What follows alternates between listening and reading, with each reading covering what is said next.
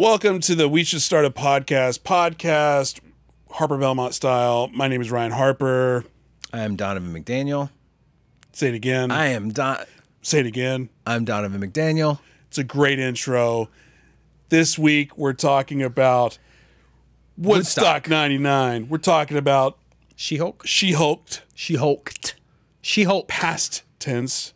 And we are also talking about Game of Thrones prequel. It's trash. Hot take. So dead. It's so bad. And then we also get into a lot of diversity issues, Hollywood issues, trauma. We go a lot of places in this podcast. There's something for everyone. Something for everyone. Hopefully there's 1,000 million. It's not for everyone. This is actually a very niche podcast to be. If we're going to be honest, I mean, I feel like we have to be honest. This is definitely not something for everyone. You're either a fan of Ryan or a fan of Donovan, and that's why you're watching. Or you're employed by Harper Belmont, and that's why you're watching. Or you're employed and contractually obligated. If I've been, can you? It's like, oh well, you know. It's okay. Everything is. This is the Everything is Content podcast, and thank you so much. And hope you enjoy this episode. Let's get into it. Ooh, let's get into it. Love you like la la la la la la la la. When you're shutting down sex and you want it, but you shut it down, there is a level of empowerment that comes with it. So that's why you see these girls walking around. Stop. So he almost. This is supposed to be. I know. Look here. This is supposed to be. I mean that in the way that funny people say. I'm talking about my wife. I'm talking about my wife. But look.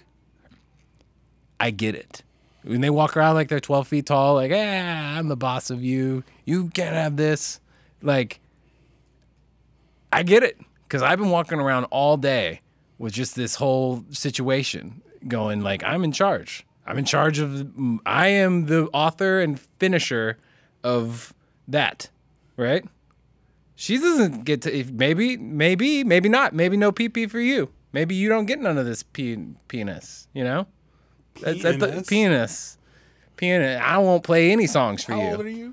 I'm old enough to party. As an adult, you should be able to say the word penis. No. Without being weird. Because I was at the mall this weekend. Because you literally were like... Okay, can I tell you why? Because yesterday, after I went to Hop Dotty, which, by the way, this podcast is not sponsored by, but should be because, darn it, they make a good kale salad. It's really good. But I went to the mall with the kids, and we're walking around, and some jackass that's like 13 or 14 is like, penis! Running around with his friend. Running around with his friend through the mall, shouting penis. And then walking casually like they didn't say it, but their faces are red, and it's clearly them, you know what I mean? You don't have to be a detective to figure out who said it. Did you ever play the penis game when you were younger? School? Where it's like... Wiener! You say it louder and louder. Yeah, who says louder, but then you're just like, somebody says penis, and you just go, penis! And you just like skip like 20 levels. Yeah. Yeah.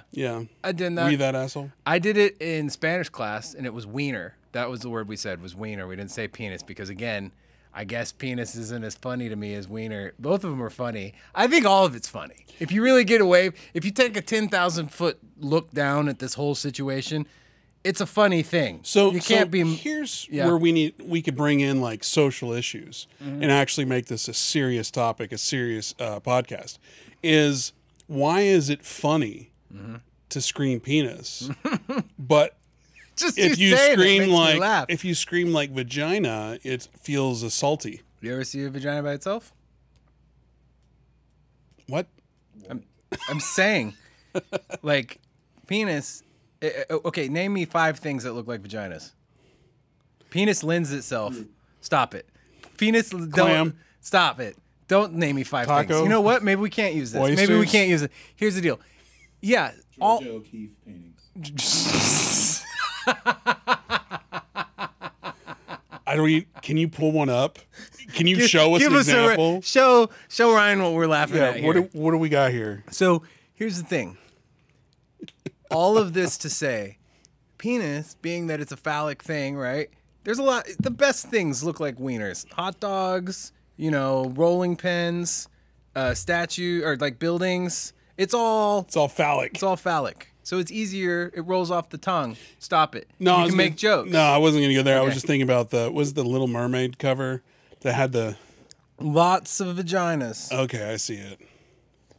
It's like a flower. It is. Don't get me wrong. It's beautiful. I'm just saying The paintings. all of it. I mean, I'm a fan of all of it. I'm just saying that dudes, because all of the stuff is phallic and we're 5 and we have. This is why girls are smarter than us. They would never do this. That's why. To answer your question, girls would never do that. They would never do that. They would yell penis as a joke to make us laugh, but they would never be like vagina. Well, I think a lot of this conversation we should hold off for the She-Hulk Yep. segment. I agree. Because in this podcast, we're talking about She-Hulk. apparently social issues with your wife. Yeah.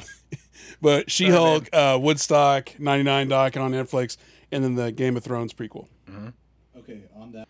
So we talked about the O'Keefes. The O'Keefes. Old O'Keefe. Maybe that's why she does the paintings. Maybe why? She's trying to spread awareness. Hey, these Georgia exist. O'Keefe. I mean Keefe. O'Keefe. Stop. I'm glad those aren't recording because you would use that in a. If this ever ended badly, and because you know my like PG-13 branding that I've established. That's way loud. There we go. And we're back. And we're back. Are we going? We'll need to do an intro at the end, but what were we talking about? We were talking about She-Hulk. Oh, Game of Thrones. She-Hulk, Game of The other Thrones, one. and Game of Woodstock. Thrones. So let's. Should we start with Woodstock? Let's start with Woodstock because I think that's the most meat. Yeah, it's gonna get me all ramped up to be like mad at women too because I don't know if you've seen it. No. Woodstock is all about blaming white Blaming males. dudes for everything. Not just dudes, specifically Fred Durst, not just Fred Durst, but like all of his little frat minions. white guys. If you owned Jinkos and wore a backwards red cap in the 90s, this documentary hates you. And it's all about how much you suck as a dude. So I also watched the HBO doc. That's didn't kind see of that it's a good companion to give a little bit more context, but it's like everyone's trying to blame everyone else. Mm-hmm.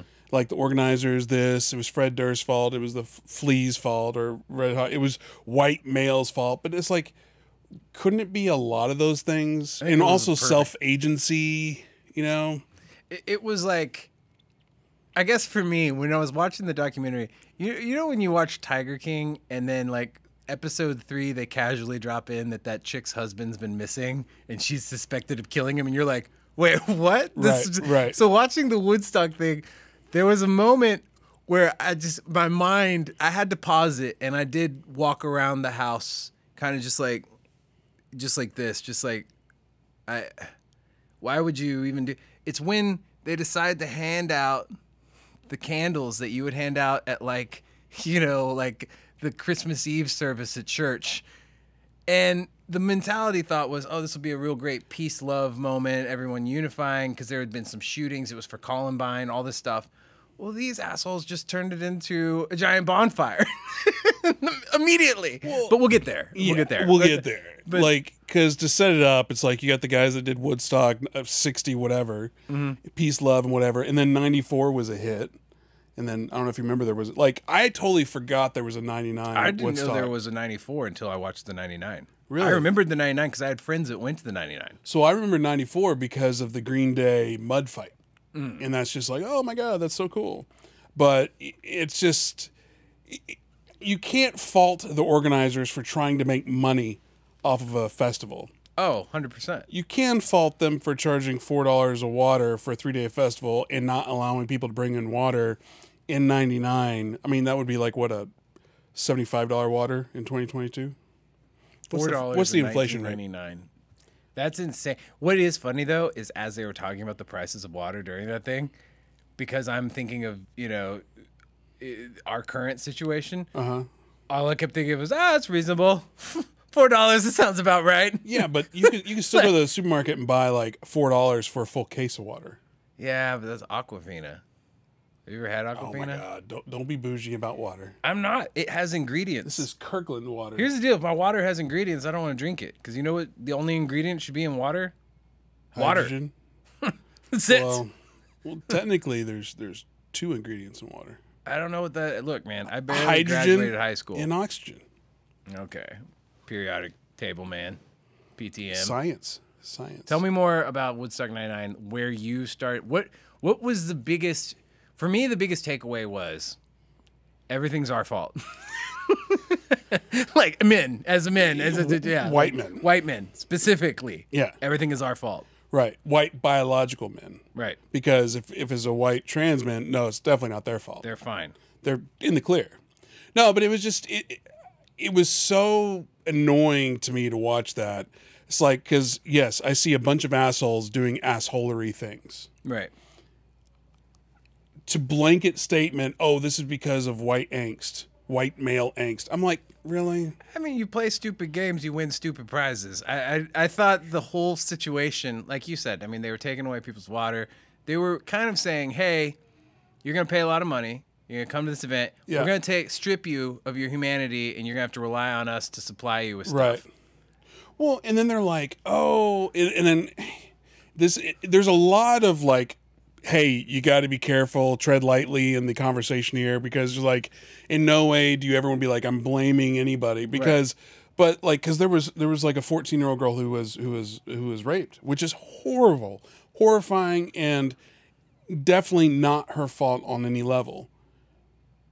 But what parent allows their 14-year-old girl to go do an event like that and not be hyper like supervised, chaperoned? So, one thing, and again, it's horrible situation. I get it. This is the most, I think, the most diplomatic way you could unpack that. You know what I mean? Because here's the deal: I'm a dad.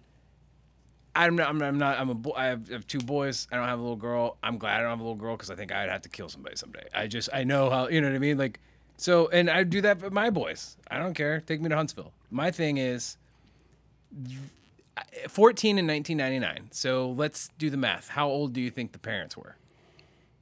Oh, they're hippies. Yeah. So they probably went to Woodstock 69, right. 30 years later, and thought, oh, this is where I met your mother. Yeah. At 12. At 12 or whatever. Yeah, this is where, this is. So, I don't know. And plus 1999, 1998, that whole time was kind of a time when 14-year-olds were no longer considered like teenagers. They were basically, it was like, hey, if you're, there was a weird generational thing. Because like in the 80s, I know kids will be kids get into trouble and stuff.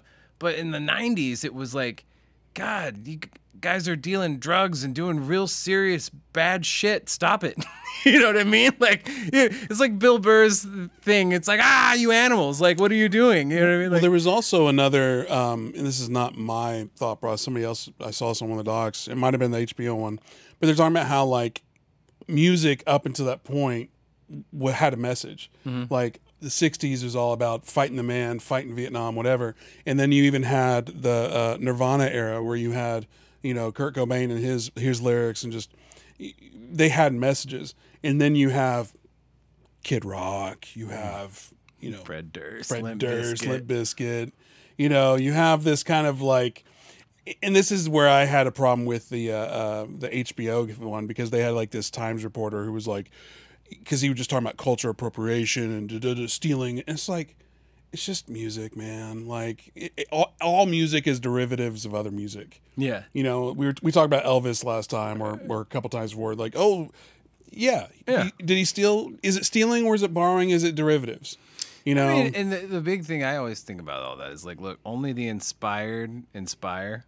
You know what I mean? So if you did something that was notable in the music world, and somebody doesn't kind of borrow from you, then you probably weren't of notoriety at all to begin with. Yeah. You know what I mean? Like, one thing that was pointed out in the HBO one and not the Netflix one was DMX's set that I don't know the song, but it's like where he's like, mine, the N-word. Oh, yeah. And literally he was doing a call and response with the audience, and the audience is 99.999% white male. Right. And it's just like hundreds of thousands of people saying the N-word. And it's just like, oops.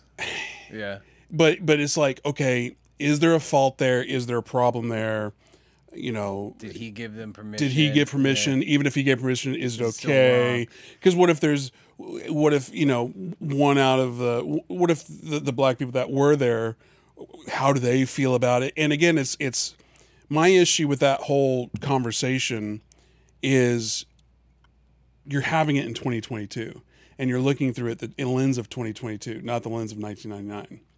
You know, because I think back then people would drop the N-word a lot. I mean, they still do now, but I'm talking about like in a, hey, I'm just trying to be culturally relevant, not like antagonizing or mean. Right. And now I get skewered alive in the comment section. Well, I'm gonna, yeah. So that's your hill. You can die on that mountain, I guess. He's a racist. I'm gonna go ahead and switch. Let's talk about the women. Gears. No. What I will say, I thought it was extremely, I mean, terrible. I Googled how many people died at Woodstock 99 because I was like, after watching the documentary, I was like, well, we had to have like 4? 50 fatalities. In my mind, I was thinking there's got to be so many people. It was like 3 people that died, right? But there was a lot of women that were assaulted. There were a lot of people that were, I mean, it's awful, the crowd surfing. But when I think about all of this, and I think about the people who put the show on, you got to see the irony in the fact that like they were celebrating this thing that was all about sticking it to the man. Love. And then 30 years later, they're the man. And the audience is doing exactly what they're supposed to, which is stick it to them because they're now charging them $4 for a bottle of water. And then they book all these acts that are like Rage and Rage like, Against the Machine. Rage, And, Metallica. What are you thinking? Of course it's going to be that way. And I love how he's like, well, we had Willie Nelson open on Sunday because we wanted it to be this peaceful thing. And I'm just saying, I would have probably peppered in a whole lot more Willie Nelson type acts in between the middle. You know what I mean? I get they were trying to sell a show, but what I would have done is make Friday night. That's the night when you're going to have Limp Bizkit, you're going to have Kid Rock, you're going to have da-da-da. And I get that they're scheduling. I was a professional musician. I understand tours. I know how it works. But ideally, that would have been the way to do it. Friday night is the night for you freaking animals to come out and be nuts. Right. Saturday night is more chill, and Sunday it's going to be Willie Nelson, Mamas and the Papas. Maybe Frank Stallone will come up there and sing that song from Rocky. Well, like, it's way chill. Like it's also funny how there's only 3 women acts the entire weekend. Jewel, Sheryl Crow, and Alanis Morissette. Yeah, they're only 3 acts, and it was just and they were saying it seemed like it was intentional because there's one each day, and it was just like it's. Again, looking at it at 2022, I think even looking at 99, you'd be like, I don't know if that's good because the whole crowd show us our tits. Oh, immediately. It's like, yeah,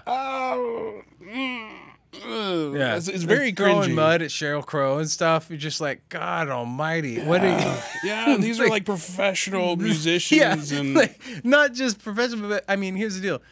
I think 20 years from now, Sheryl Crow will still have some sort of cultural relevance, right? Maybe not Jewel. Alanis Morissette will definitely have some sort of cultural. And then there might be a small sector of Jewel fans that think she's important and will think she's cool later on. The only thing I know about Jewel, she wrote that one song and dated Flea, who incidentally is naked the entire time in the documentary. So pivot for a brief moment. If you haven't seen the early what was what's the YouTube channel Will Ferrell created? Oh, Angry Funny or People, Die? Funny or Die, yeah. Funny or Die. One of the early Funny or Die skits is Jewel is in full disguise in business with a group of business people at a karaoke bar, and she's singing Jewel songs, and the entire crowd freaks out for her. And then she goes away, changes into Jewel, goes up and sings a Jewel song, and then everybody's like screaming for Karen. Like, you should go up there, and they're like, and they never told them that the other girl was her as well. It was just, that's pretty funny. It's like one of my favorite, like one of those types of things. What happened with Jewel, and this is a weird segue, but I didn't think we were going to talk about her, but for a second, I do have a point on Jewel that I'd like to make. Jewel had that, you who will save our soul, a very popular song. Then nothing, because she didn't. Just to clarify, I didn't know this. You know that I don't want to wait for our life to be over. Sounds exactly like it. Yeah. That song? Yeah. Not Jewel. Obviously. Right. I thought it was Jewel this whole time. And I was like, oh, yeah, she had that song and then that song and that was it. But she didn't. She didn't even have that song. She just had the first song, and then she got a really weird producer, kind of in the same time frame that Usher Raymond was becoming popular, and he was kind of doing his first producer had him doing like a weird, like edgy rock and roll rap thing. It was very weird. You should look it up. But she did this song called Intuition, and it was like, you follow your heart. Yeah, that's actually good. You're into. It was good, but it was 1000% off-brand for Jewel. And it was so weird because she came up as this like, I play guitar, I have a weird tooth, and this is me. And then she turned into, hey, they're trying to make me like Christina Aguilera because no one's buying my records. It's a mean business, just like that. Did you know that she had, like, her dad and her brother have a TV show completely not even related to her at all? They don't even talk about her. Well, she's on it every once in a while, I think. I've never seen, but it's like one of those History Channel, like, Gold Rush shows or whatever. That's kind of cool. Like, because they're in Alaska, and it was almost like, hey, let's give you a show. Wait, Jules, your daughter? Like, they literally was completely separate. And I, again, don't fact check anything because I could be full of stuff. I wonder what Jules up to besides appearing as like a guest on the Woodstock 99. She wasn't even a talking head, was she? Or did they She was in the HBO doc. in the HBO one? Yeah. Did she hold up? She still look like Jewel? She's gorgeous, yeah. I'm sure she's super Did she talented marry still. the flea guy? No. She married some She married bull some rider or something. Yeah. Some country. Odd how much I know about Jewel. This is definitely taking a turn. All right. Well, enough. Back of to Jewel. Woodstock. It was super hot. It used to be an Air Force base. You know. In 1999, I gotta ask because, in your opinion, do you think in 1999 that was a cool venue? Like everybody was like, "This is gonna be awesome," or do you think it was just like, "This is the only space that will kind of work"? I think from a promoter, from an organizing, if you look at that going, oh my God, yes, because we have different buildings that could be pavilions. We could do this, we could do that. We have runways for all of our talent. It's going to be great. It's going to be awesome. I think it's fenced in. We can make money on, again, they never made money on 99 or on 60, whatever, or 94. In this time, they're going to make money. And one thing that, again, pivot to the HBO one, was what they made note was the year after the 99 Woodstock, was the first year they did Coachella. Mm-hmm. And what it said was Woodstock brought in like $200,000 to the city. Like that's all they paid them. But Coachella makes like hundreds of millions of dollars every single year. Insanity. So it just shows, hey, what a proper organization does versus a shit show. So I always thought Coachella and Burning Man were the same thing. They are not. It's two totally separate events, right? Mm-hmm. And in my mind, when people would say they were going to Burning Man, I always thought that was Coachella. And maybe Burning Man is at Coachella. I still don't really understand. I'm not cool. So there's that. When I hear that, I'm like, do you not have a job? Yeah. It's like, I'm swimming with spider monkeys this week. Why? Why, Sophia? Because Dad paid for it, right? Like, do you have a job? It's like people who come into jobs like, yeah, I want to be the director of pictures. You're like, what does that mean? I don't know. I just want to take pictures. Also, I'm taking 3 months to study in France abroad. Like, Miley Cyrus did a really funny skit on SNL where she played like they were making fun of, what's the generation? It's not baby boomers. It's millennials. Baby who? Baby boomers. Boomers. That's not what you said. Baby boomers. Baby boomers. You said baby boomers. Baby boomers. Booners. Millennials, where they were talking about, like, you know, just the misconception of what a real job is and da-da-da. And what's really funny is that skit that was like 4 or 5 years ago is so relevant for today now with people that are out of work for COVID or working from home and going back. You know what I mean? It's the same mentality of like, I don't want to be here. This place sucks. It's like that meme. It says, come for the culture, and it shows the culture, and it's just cubicles. Anyway, all that to say, what was my point? Where was I going? I had a string. It was loosely tied. I'm sure it'll come back to Jewel. Yeah, probably. Most things do. Have y'all heard of, in the past week, the whole phenomenon, people writing about, quote unquote, quiet quitting? Have y'all seen that? Tell me more. So it's the phenomenon of people at work, I guess you would say like early millennials or late millennials, anyone working a working class job, realizing that they want to give the least amount of effort and not go above and beyond. Basically, work their wage is another way it's rebranded. Yeah, onto. I haven't heard of it, but I have. Where's my camera? Where's my camera? I had a camera. It's on. It's not. The red light's gone. Oh man, I lost it. Anyway, I definitely have experience with that situation. With that situation? Yeah, it's weird. you- The red light went away. Could you be more specific? I recently had someone work here who is no longer working here, who basically quietly quit 2 months ago, 3 months ago, and then a month ago let him go. It's a weird thing. So I just recently we hired somebody on for what we're doing, and it's kind of a thing where the job we hired him for is one of those like all the time things. Like you kind of have to be all the time, and you know, at the same time, it's also one of those jobs where there is a little bit of leeway to where maybe there isn't times when you're doing it right, but if you haven't really started a job or started a situation or like, you know, again, we're in the very early stages of this whole thing. We hired somebody, we're training them, we're getting them set. Well, they asked, you know, like, hey, so when do I get paid? And we're like, when you work. And then their thought is, well, I've been here for a month. And it's like, no, you've been here for like 6 days over the period of a month. Yeah. There's a big difference. I believe you should, like Eric, who's here, like I've told him, hey, 4 or 5 hours a week, or maybe, I don't know, whatever, 3 to 5 hours a week, I want you watching the full-time filmmaker course. Because it'll be valuable to me, but it'll also be value to you, and I don't mind paying you for that training time. I tell Sohail all the time, hey, I want 5 to 10 hours a week devoted to just consuming content on how to work the system that we have here. Why? Because I don't have that time, and also all my knowledge about everything here is because I made a mistake and then I had to learn how to fix that mistake. It'd be much more beneficial to the company if people just learned it beforehand and never made the mistake. Right. You know, so if you're training, I believe you pay for that training, but if they're just not there, I don't think you pay them.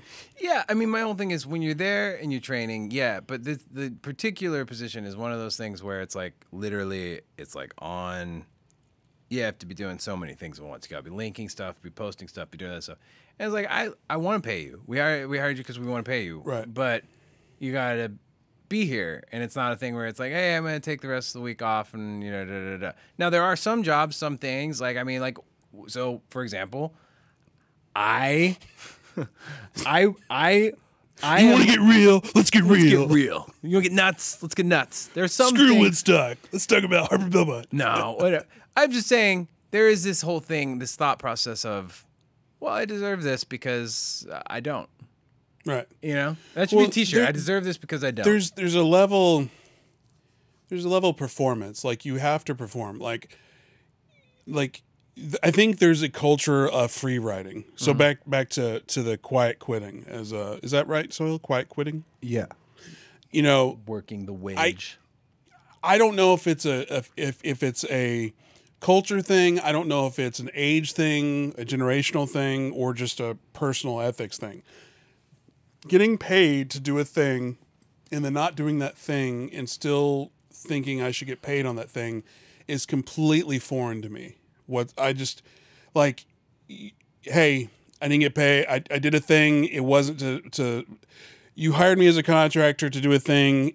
It didn't really perform as well, but you paid me, you know, like me personally, I'd be like, all right, how do I make this right?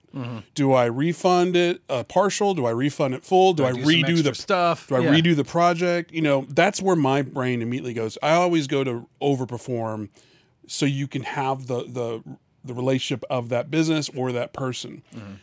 Like, I don't understand trying to get up on somebody, you know. And I know people don't think it like that, but that's what it is. Well, okay, so again, this is a weird take, but I have one. Like, could it be, for me personally, I will say, before COVID happened, I was probably way more apt to go to an office or to a studio, you know. Now, granted, before COVID happened, I was just kind of I was doing alley stuff, hanging out with, working on Downtown Alley, overseeing these other businesses, but there are people that are working those. I'm not physically going and doing that. I will say, after COVID, though, it made me start thinking about what I wanted to do after all this bullcrap is done and going, you know, in order for me to leave And in order for me to go to a place, and in order for me to risk possible sickness or whatever, or whatever the deal is, it's going to have to be something that's extremely worth my while, or I am just going to go in if I have to, or log in if I have to, or whatever way you're going to work now, and I'm going to do the bare absolute minimum because I hate this place. Like, that's how I started thinking. Like, I was like, it's have to be the greatest thing ever. You got to love what you're doing. You got to be, first off, you got to do something you love with people you love in a place that you love. Your family loves it, right, and you feel celebrated, right? And the reality is most people think that a bad day at the beach is better than an awesome day at work. They hate the job. They hate their jobs. I could say, if I was looking at this analytically, that perhaps that's because there's no companies that promote friendship. There's no companies that have team building, things. Google does a good job, but they're probably all lizard people that, eat infants. I don't know. It's all they have that common bond of the Epstein thing. Yeah, there's all that. Right? They're like, hey, you want to work here? Go to this island. That place. Yeah, you scratch my back and I'll do terrible things to you. And then also have evidence on yeah. it. So that's what we did with. Never mind. So I think there's this thing. There's a thought. There's a tangible fear. Look, if we've learned anything in the last few years, it's that life is precious. It's short. We should all know this, but like really, there's. Again, we could get into numbers and talk about how was COVID really that bad in comparison to like the flu or literally any other disease. Yeah, 1 million people didn't die, but did die. Yeah. Oh yeah. 1 million people did die. That's what you're saying. Yeah, it's a big deal. I mean, it's a lot of death, and the odds are you could look around your circle of friends or even your neighborhood and go, hey, you know what? That person lost somebody. That person lost somebody. My brother-in-law passed. It's terrible.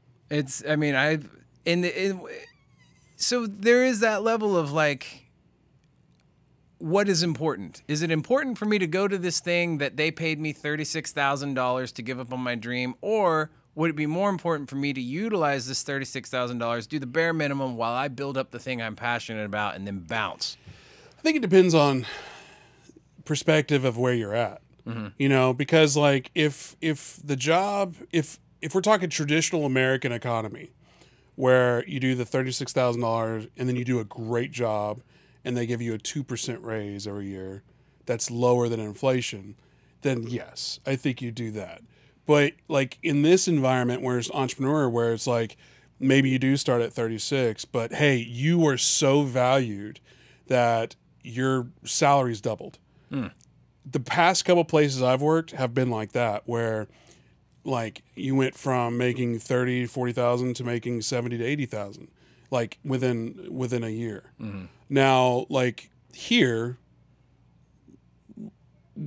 I don't believe in 2% not bonuses, raises. I think that's stupid. I think if you're going to give a raise, like try to make it a little bit more impactful. Right.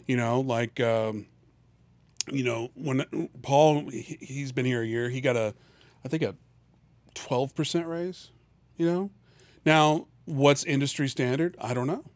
But I know he's valued here, and I know that if I gave this is stupid. I gave Marge, our head Filipino team leader over there, I gave her a $20 raise last week. Like $20 a week, and she goes, "Oh my God, thank you so much." Not $20 an hour, just $20, for the week. But already she's making, I think we did the math where she makes about 50% of what a doctor makes. That's pretty good. So, but again, you treat your people right, but to your question of, do you do the bare minimum? I think you can get away with it in a place that doesn't value. But when you're in a close-knit entrepreneur world, and where your value is completely measured, where it's this and that, yes, I think you pay them what you can pay them. And if you can't pay enough and they decide to leave, well, wish them the best of luck. It was funny. I think about sort of my my job experience, right? My work experience. So I was a musician forever and did that for a living. Before that, my biggest jobs was I was a manager at Journeys. the shoe store, and I worked at this really terrible little fast food restaurant called Fabulous 50s. Oh, and a day camp called Camp Thurman. Those were my jobs. That was it. That's all I had. Had nothing. And then I was a musician, and then that was my job. So you've never had a real job. So then, even after that, right, I went to Hollywood. So Donovan, where's that TPS report? You're like, I'm just like, yeah, I don't know. Sorry about all that. Like, when I went to Hollywood, I would say my first red flag that I should have listened to. Just kidding. Oh my god. With you was I haven't used my computer in like 3 years. I haven't. That's the truth. Email? What's that? Well, because the reality. So this is what I learned in not having that job experience. Now I worked my ass off, and I've been homeless. I've done things. Look, there's a big misconception of like, oh, you just never worked hard. I have worked harder than anyone. I have worked my ass off. I have spent not like days. I'm talking about months in the street by myself, figuring out. First of all, when you say as you've worked, hard as anyone. Yeah, I was gonna say, because have you ever seen roofers in the middle of summer in Texas? I've been a roofer in the middle of summer in Texas. For how long?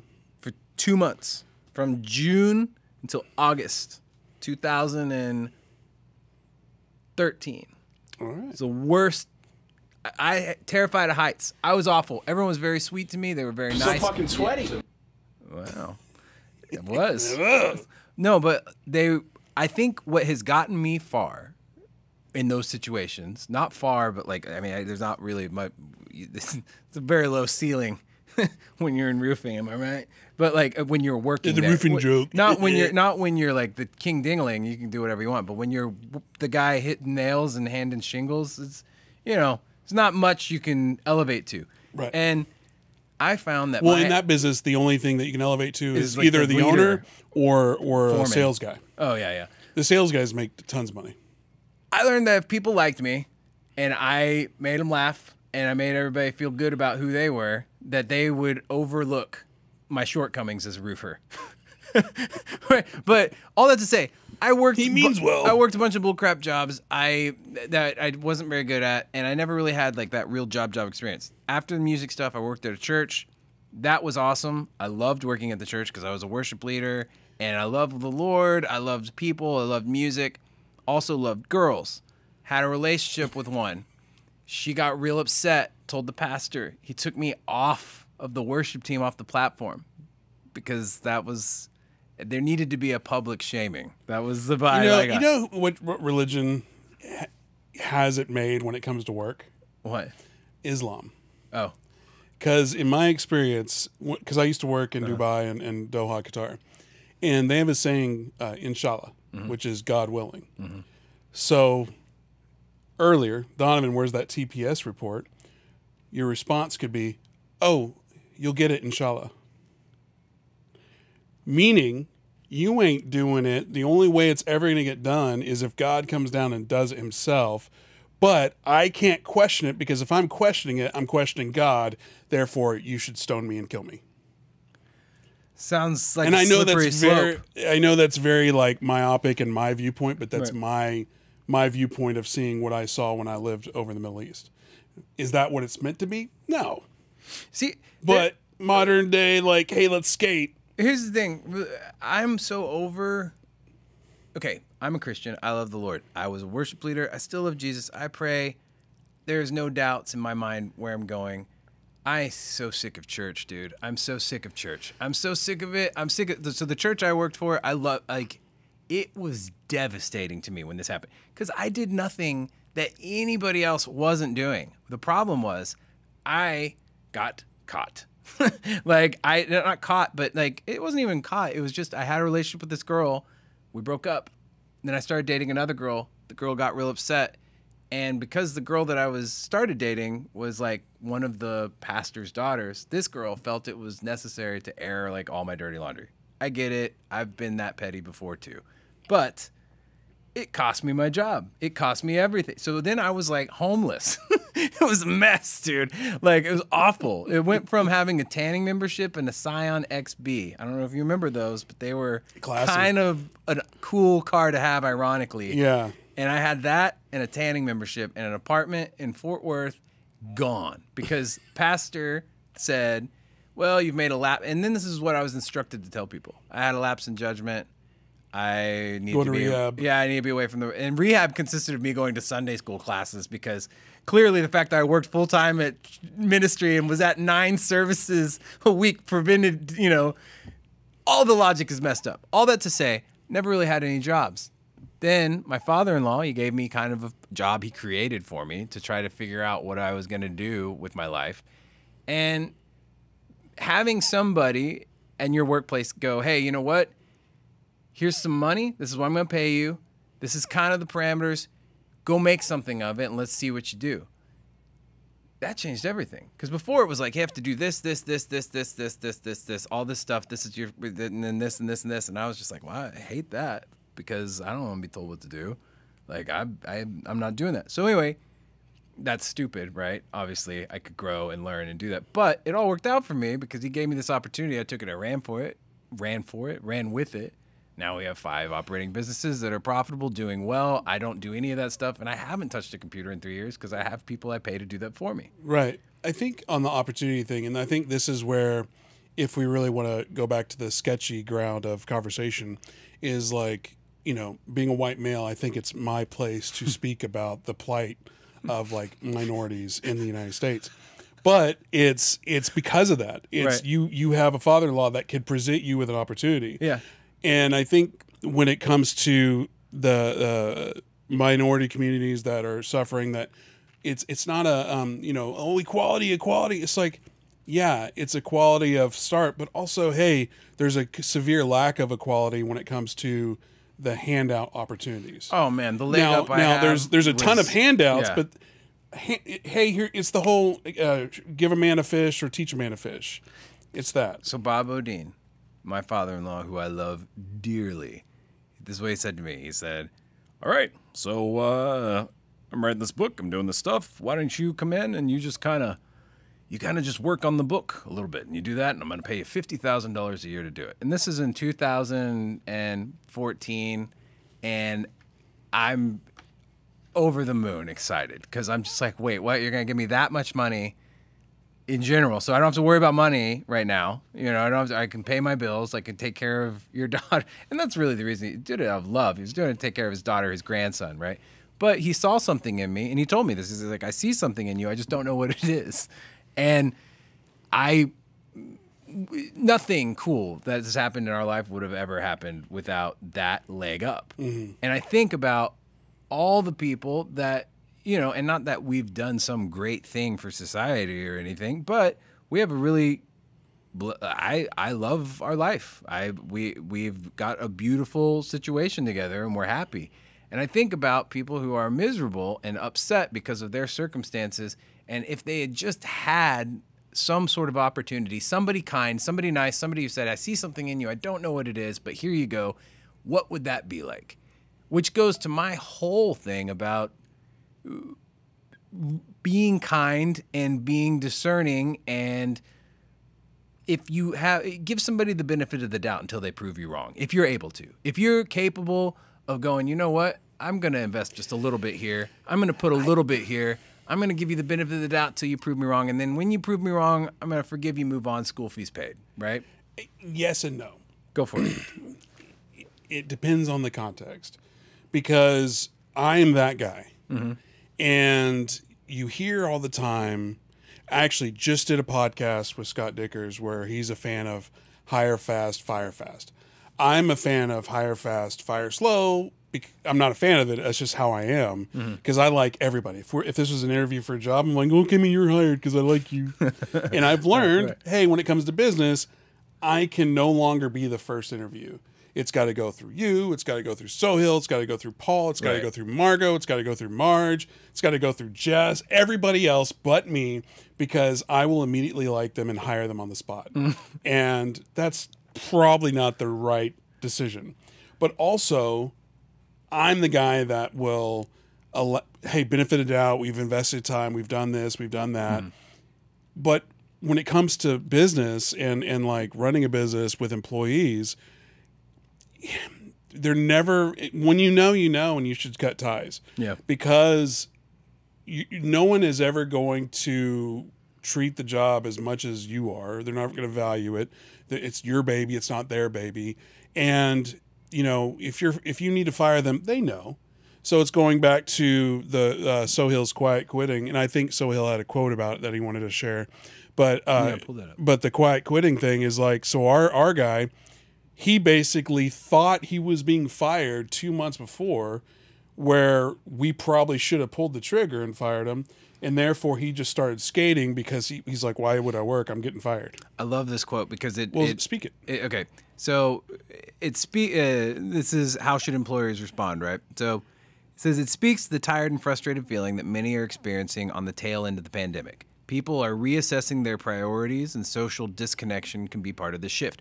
So, did you ever see Michelle Hay, Global Chief People Officer at Sedgwick.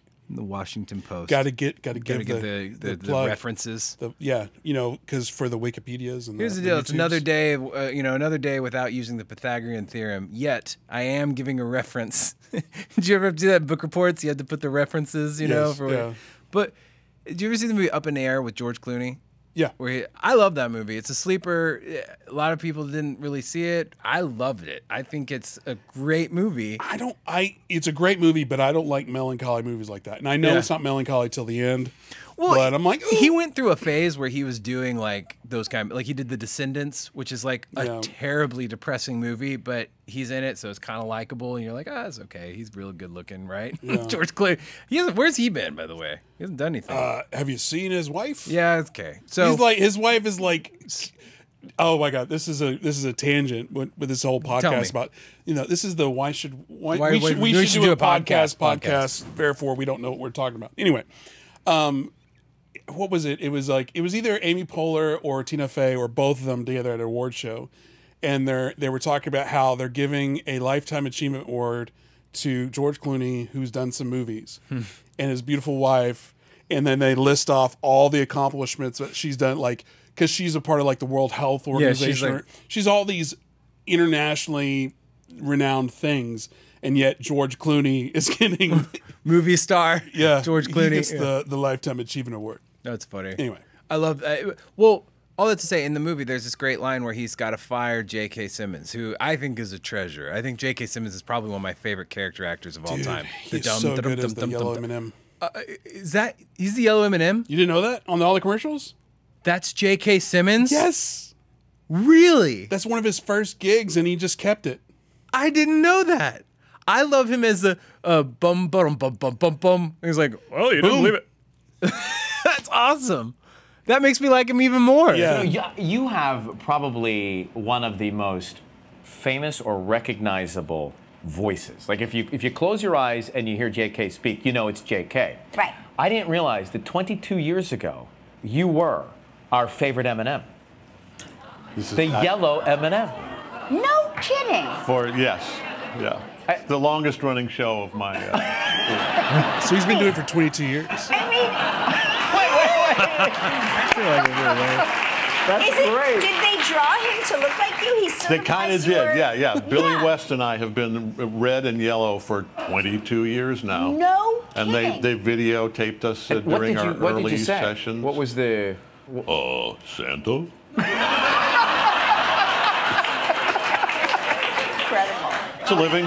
I mean, it really is. I mean, no one could do that. It's a good living, by the way. Yes, It really is. It really It's is. a sweet job. Oh my God! Hey. One of the greatest actors of our generation, and he's the yellow M&M. Oh, he's incredible. So, but he's got this role, and it's not a big role, but he's my favorite thing about him. There's other actors, Ray Winstone's another one.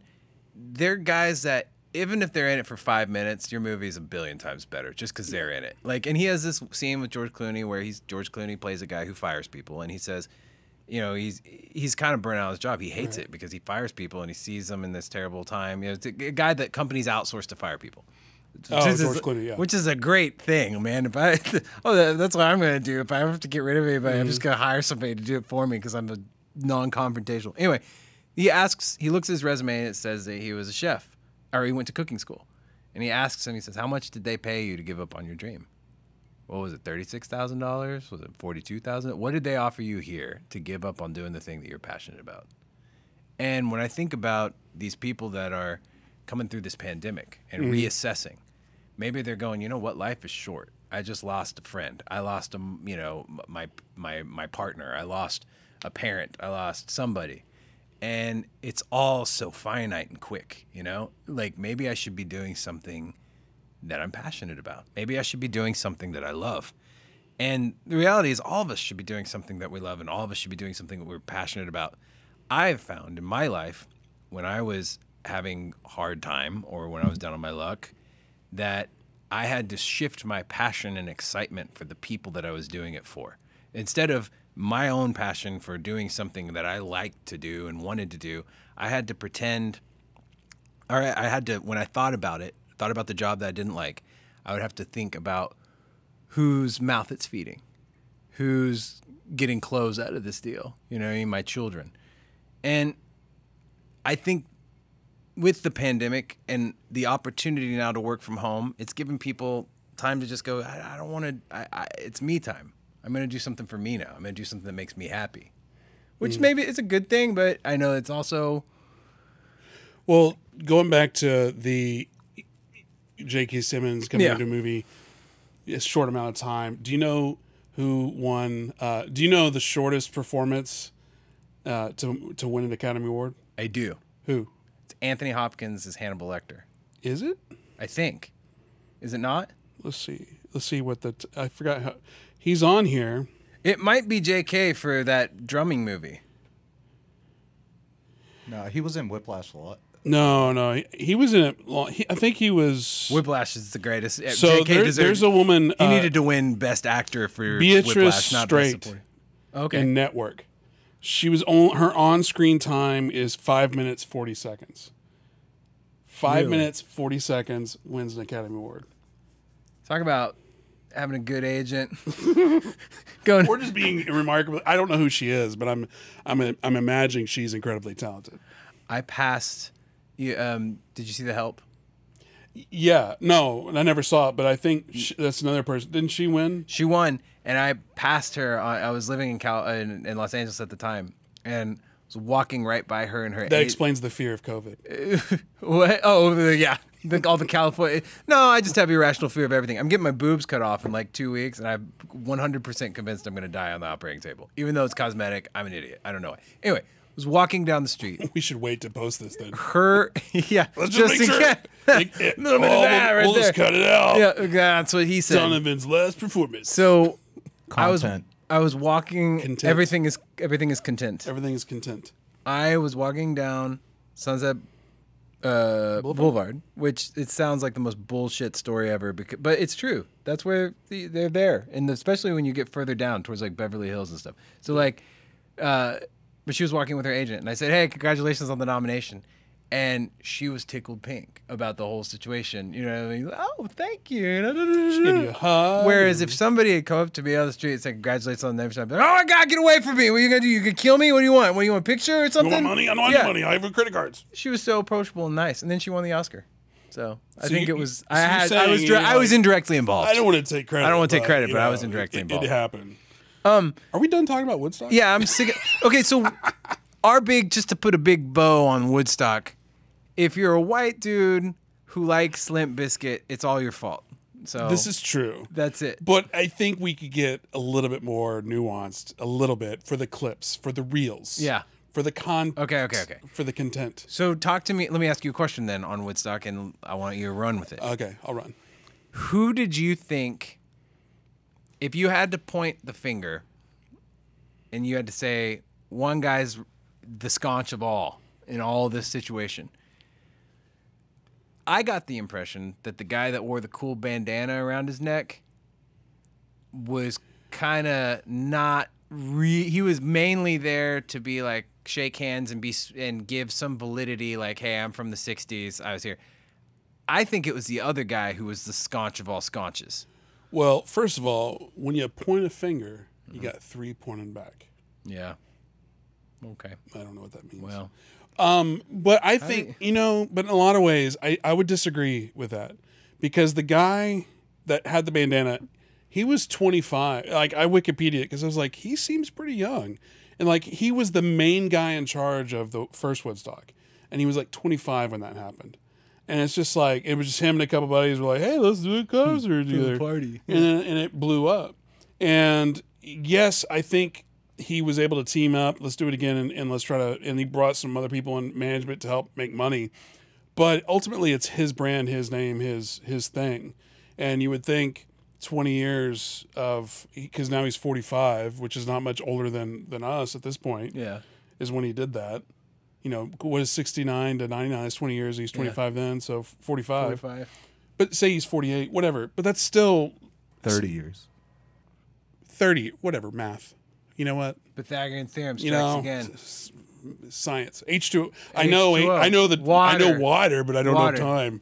I can't add 20 That's plus 30. the problem. That's how. 30 That's what plus- happens with most superheroes. They have one really good power, but then there's an area they suck in. Like Bruce Willis in Unbreakable. Anyway, we're getting Nothing out. kills him except he dies in the puddle in the sequel. Don't watch Mr. Glass. It's the worst movie ever. Anyway, so that guy, Yeah. I think he was the main. Obviously, it's his baby, his show. He's responsible. Everybody's just trying to make money. But I think it's to try to say it's this person's fault or this situation's fault is stupid. It's like 3 Mile Island, the nuclear disaster that happened. That's not because one thing messed up. It's because there was a ton of things that messed up. Right. The other nuclear, what's the Russian one, Ukrainian one? Oh, Chernobyl. Chernobyl. That wasn't because one thing. That was because of multitude of things. yeah, of things. So same situation, but because this is pop culture, this is MTV. White guys, Yeah. I you get know?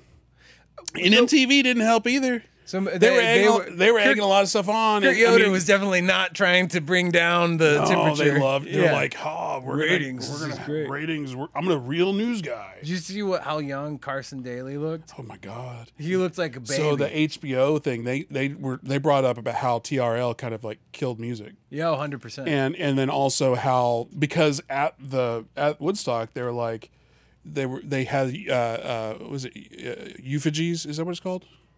Effigy. Effigies. Thank you. Euphigenia of a Doubtfire? Of like Backstreet Boys, and they were like beating him up and killing him, and it's just like so there was a rage thing, but whoever put the schedule together, like again, like let's have a lot of rage music, and they're not gonna rage.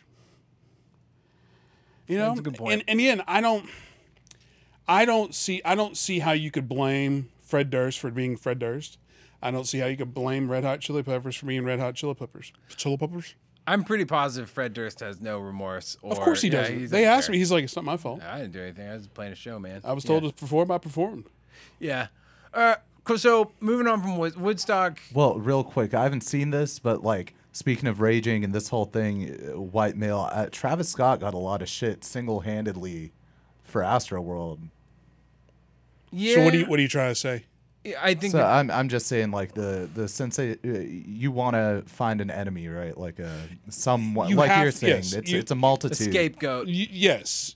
But again, though, it's like as humans, we should all be able to walk anywhere in this country and feel safe. I fully understand and appreciate that pretty much all the women there felt victimized and felt like pieces of meat. At the same time, Maybe don't walk around with your shirt off. Just a thought. I mean, that sounds terrible, and I don't mean that the way it sounds. right. No, I mean, So come on, man. Like No, what I bad mean is, take, bad take.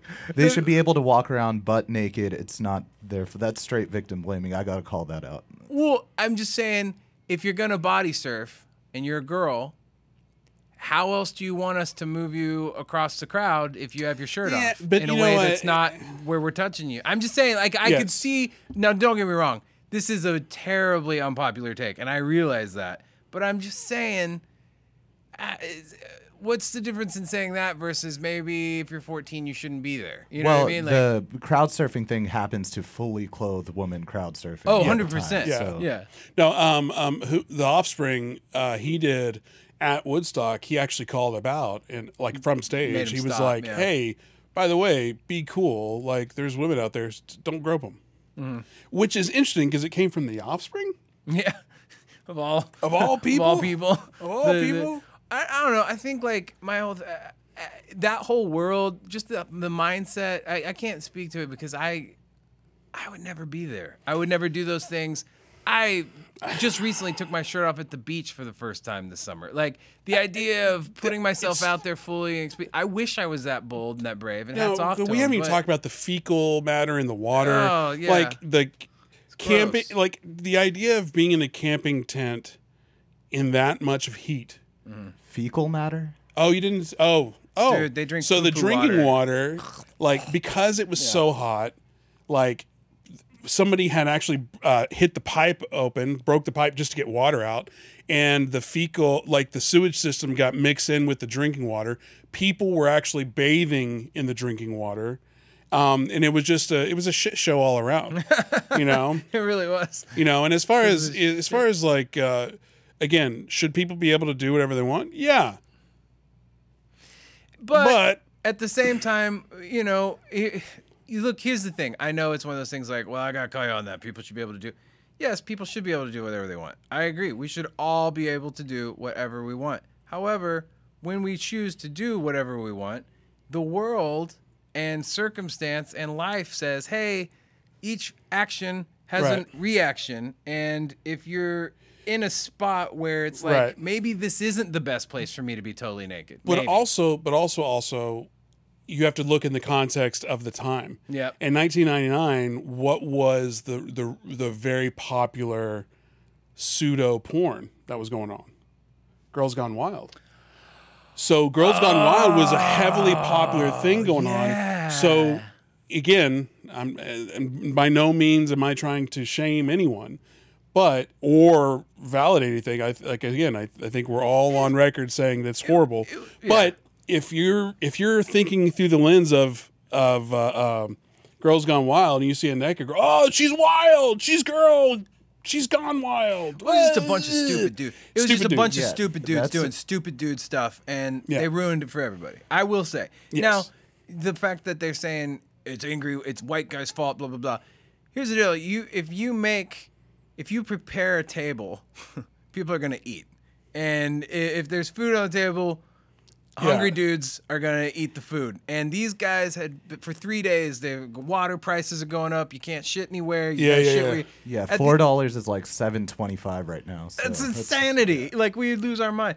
I mean, But so Donovan, like just you said you would never be somewhere like that. I was heavily in the like DIY space, the punk space. What's a growing DIY? up. Like alternative music, do it yourself, like punk music. I'm going to a show Okay. Thursday. Joyce Manor, this band who kind of led this movement in the past 10 years to make those kind of shows very safe spaces for women and people who may not have felt comfortable the past 30 years. Right. So saying all that to say that, yes, back then, like, it is a battle that's been happening in that genre of music and in music since then. And maybe to end on a cool note, now it's definitely a lot better. Like, Right. like, Yeah, because we already established like there was only 3 women acts. yeah. I mean, they're not mean, trying to make it equal. They weren't at all. It- Like because back then, they were could have feeding- booked Britney Spears, because Britney Spears was probably. But there's Christina Aguilera, Madonna. Well, I don't think Madonna. Christina Aguilera was out yet. But They could have. there was people tons. they could have picked. They could have gotten the chick that did the Supernatural song. Why I found it offensive. Run with Riots. What I found Run offen- through the fields. Oh, the running through the fields, up the hill, Up the hill. Run up the hill. Run up whatever the her hill. name Kate is. Bush? Kate Kate Bush. Bush. They could have booked Kate Bush. Nah. My whole thing is, I feel like it was irresponsible planning on everybody because they Yeah. basically said, "Hey, I don't know." Well- There was no. It did. It put women at risk. It was an event geared towards hormonal, stupid dudes. Right. And Well, again, play last thing. stupid games, win stupid prizes. We'll end on it. We'll move on to She-Hulk. She-Hulk. Yay! Yeah, women. Is so the guards, like when you came in, they were confiscating all the water and food. Or maybe not food, but all the water. Right. Probably food too. But if you had drugs, oh, that's fine. Oh yeah, because there was drugs everywhere. Drugs everywhere. No water to be found, but LSD on every Yeah. corner. Yeah. Anyway, it was again.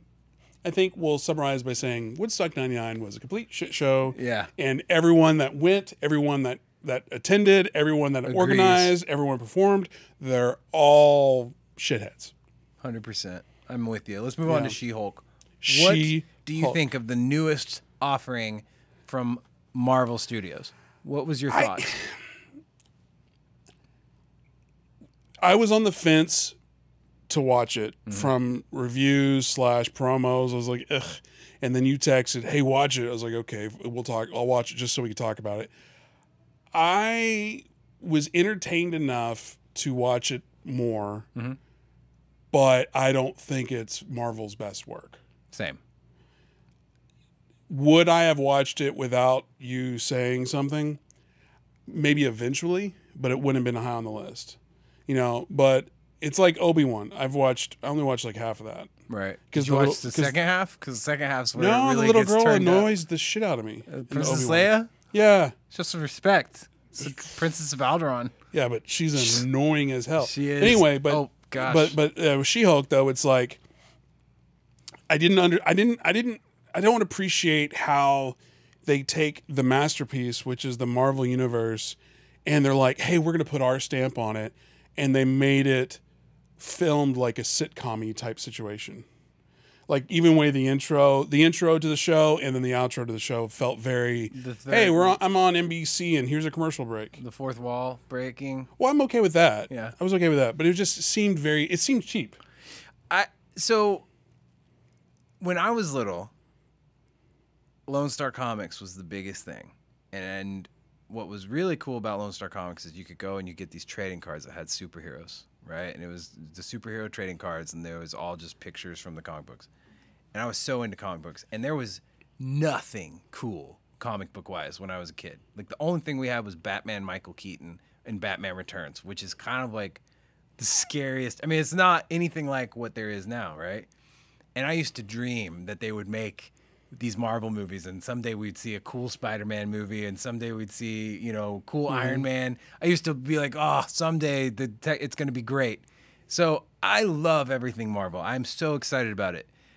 The only things that I haven't liked necessarily was I didn't like the Eternals because I thought it was overly long and just kind of like unnecessary.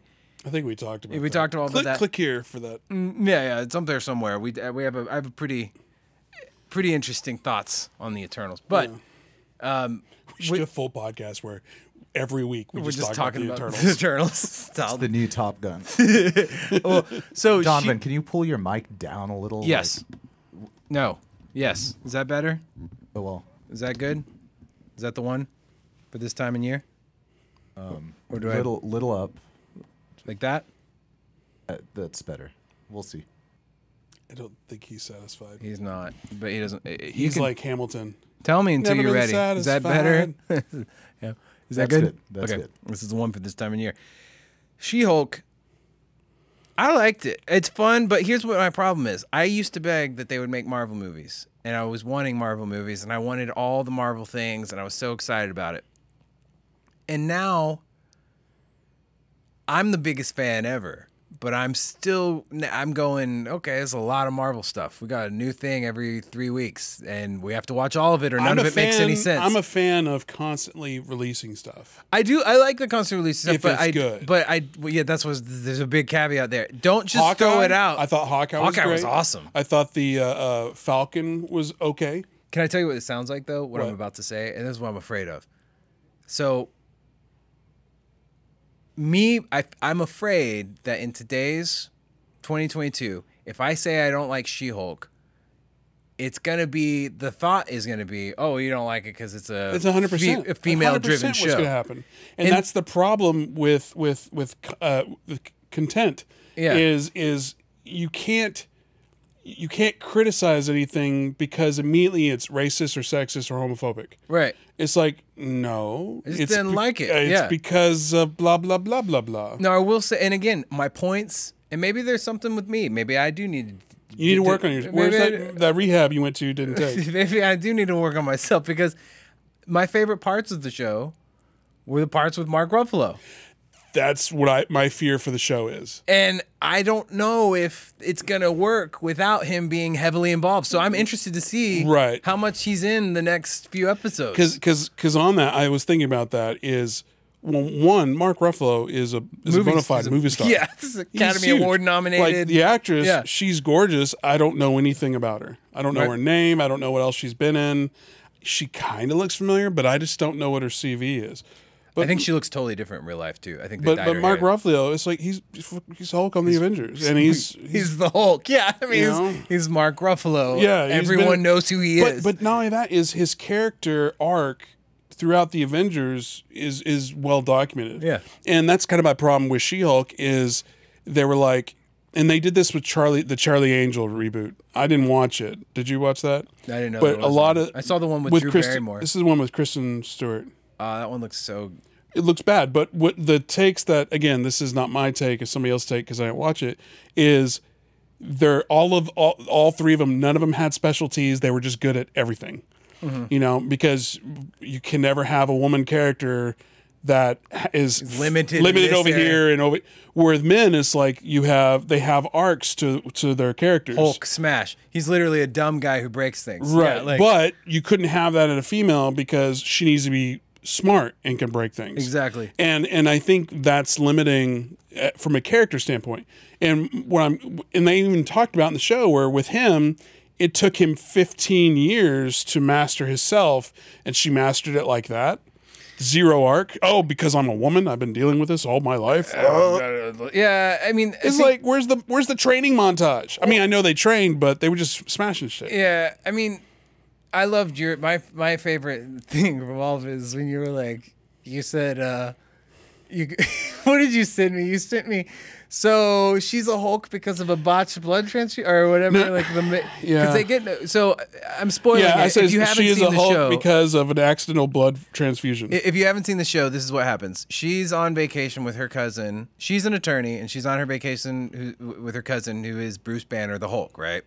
Because cousins go on vacations together all the time. Anyway, they're on vacation. He's wearing some kind of Hulk limiting device. Yeah, his limiting device, which you see at the end of Shang-Chi. And you're wondering, if you saw Shang-Chi, you're like, hey, Bruce is Bruce again. You know He's what's not the funny Hulk. is I've stopped. This is cardinal sin, but I've stopped watching in credit scenes. No, it's my favorite. Because I'm like, if I'm in the theater, I'm going home. I'll watch it later.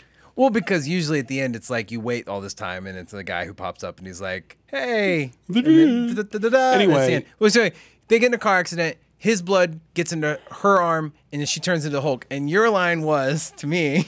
It's like, I said, so she is a Hulk because of an accidental blood transfusion. Seems like there should be way more Hulks out there if it was that easy. Yeah, I mean, it's a good thought. Because think about it, the Hulk's getting hurt, right? When he's fighting, there should be some Hulk blood lying around. And then you said... What did I say? For every Hulk you do see, there's 100 you don't. Yeah, I mean, it's like cockroaches. They're just... Yeah. You know? No, but another take, and it's funny because I saw, like, even Tim Pool had a take. You know who Tim Pool is? He's one of those, like, I'm a liberal, but I also only talk about right-wing shit. Okay. It's so Decepticon. It's so funny because he was like, he plays the liberal card all the time, but he was like, I was at Occupy Wall Street, so therefore I'm super liberal, but like his audience is like 100,000% Trumpers. Yeah. Like, and it's like, and all he does is call it anyway. So his take was he pointed this stuff out, which was, okay, she rants about how she's always angry and has this feminist rant. And then he didn't say this, but I had this take is, so she immediately went on this really feminist rant and then ran over Mark Ruffalo with a Jeep. That seems kind of irrational. Where did the Jeep come from? How'd she get the keys? Whose Jeep is it? It's Mark's? It's Hulk's. Yeah, Hulk's she's just stealing his Jeep and driving out of Mexico without her passport. Movement. Yeah. See, there's a lot of things that don't make it. So she's just going to drive out. She's going to do the Hulk thing, whatever. My whole thing, after watching the entire episode, did I like it? Was I entertained? There's worse ways to eat popcorn. I will say that. But at the end of it, she has this fight with the worst costume ever. You don't even see the fight. You don't even really show see it. it. She It's just just a punches punch. her, and it's over. And then save the shoes. Here, let me get the shoes. Yeah, I just thought, you know what, this show isn't for me. I like it, but it's not for me, and it's not for me because it's a female-driven show. It's just not my. It's like Ally McBeal on steroids. And I think punching. Again, overall context of everything is shows don't have to be for everyone, but it seems like when it comes to like the diversity and inclusive police, it has to be. Right. Kardashians. I'm not watching that. Right. Like it's got what? Okay. It's like a 98% or I don't know what the viewer rate is, but it's mainly women. Yeah. You know, WNBA. No one is watching that. You know, Bill Burr. His thing. What's the name of the WNBA team for Dallas? What's the name of any WNBA team? Can you name one? Sohail, do you know of any WNBA team without looking it up? There you have it. Something. New York something. The Brooklyn Yorks. something. My brother was just telling me that he wants to go see one because apparently they're really talented, but he loves basketball a lot. I'm not a Legend is sports guy. if you're able to find. Legend is if you're able to find. It's Dallas Red Bottoms. Is it? I don't know. I don't know anything. Red Bottom shoes. Oh, Red Bottom shoes. She-Hulk. She-Hulk. I liked it. I'll watch it again. Because again, you give it a shot. Like I said, I gave Obi-Wan, I don't know, 4 episodes. Yeah. If it gets good, I'll watch it again.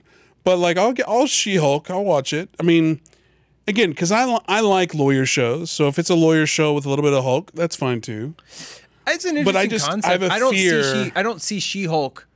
See, this is one that's gonna make me sound like a sconch forever. In my mind, like Kevin.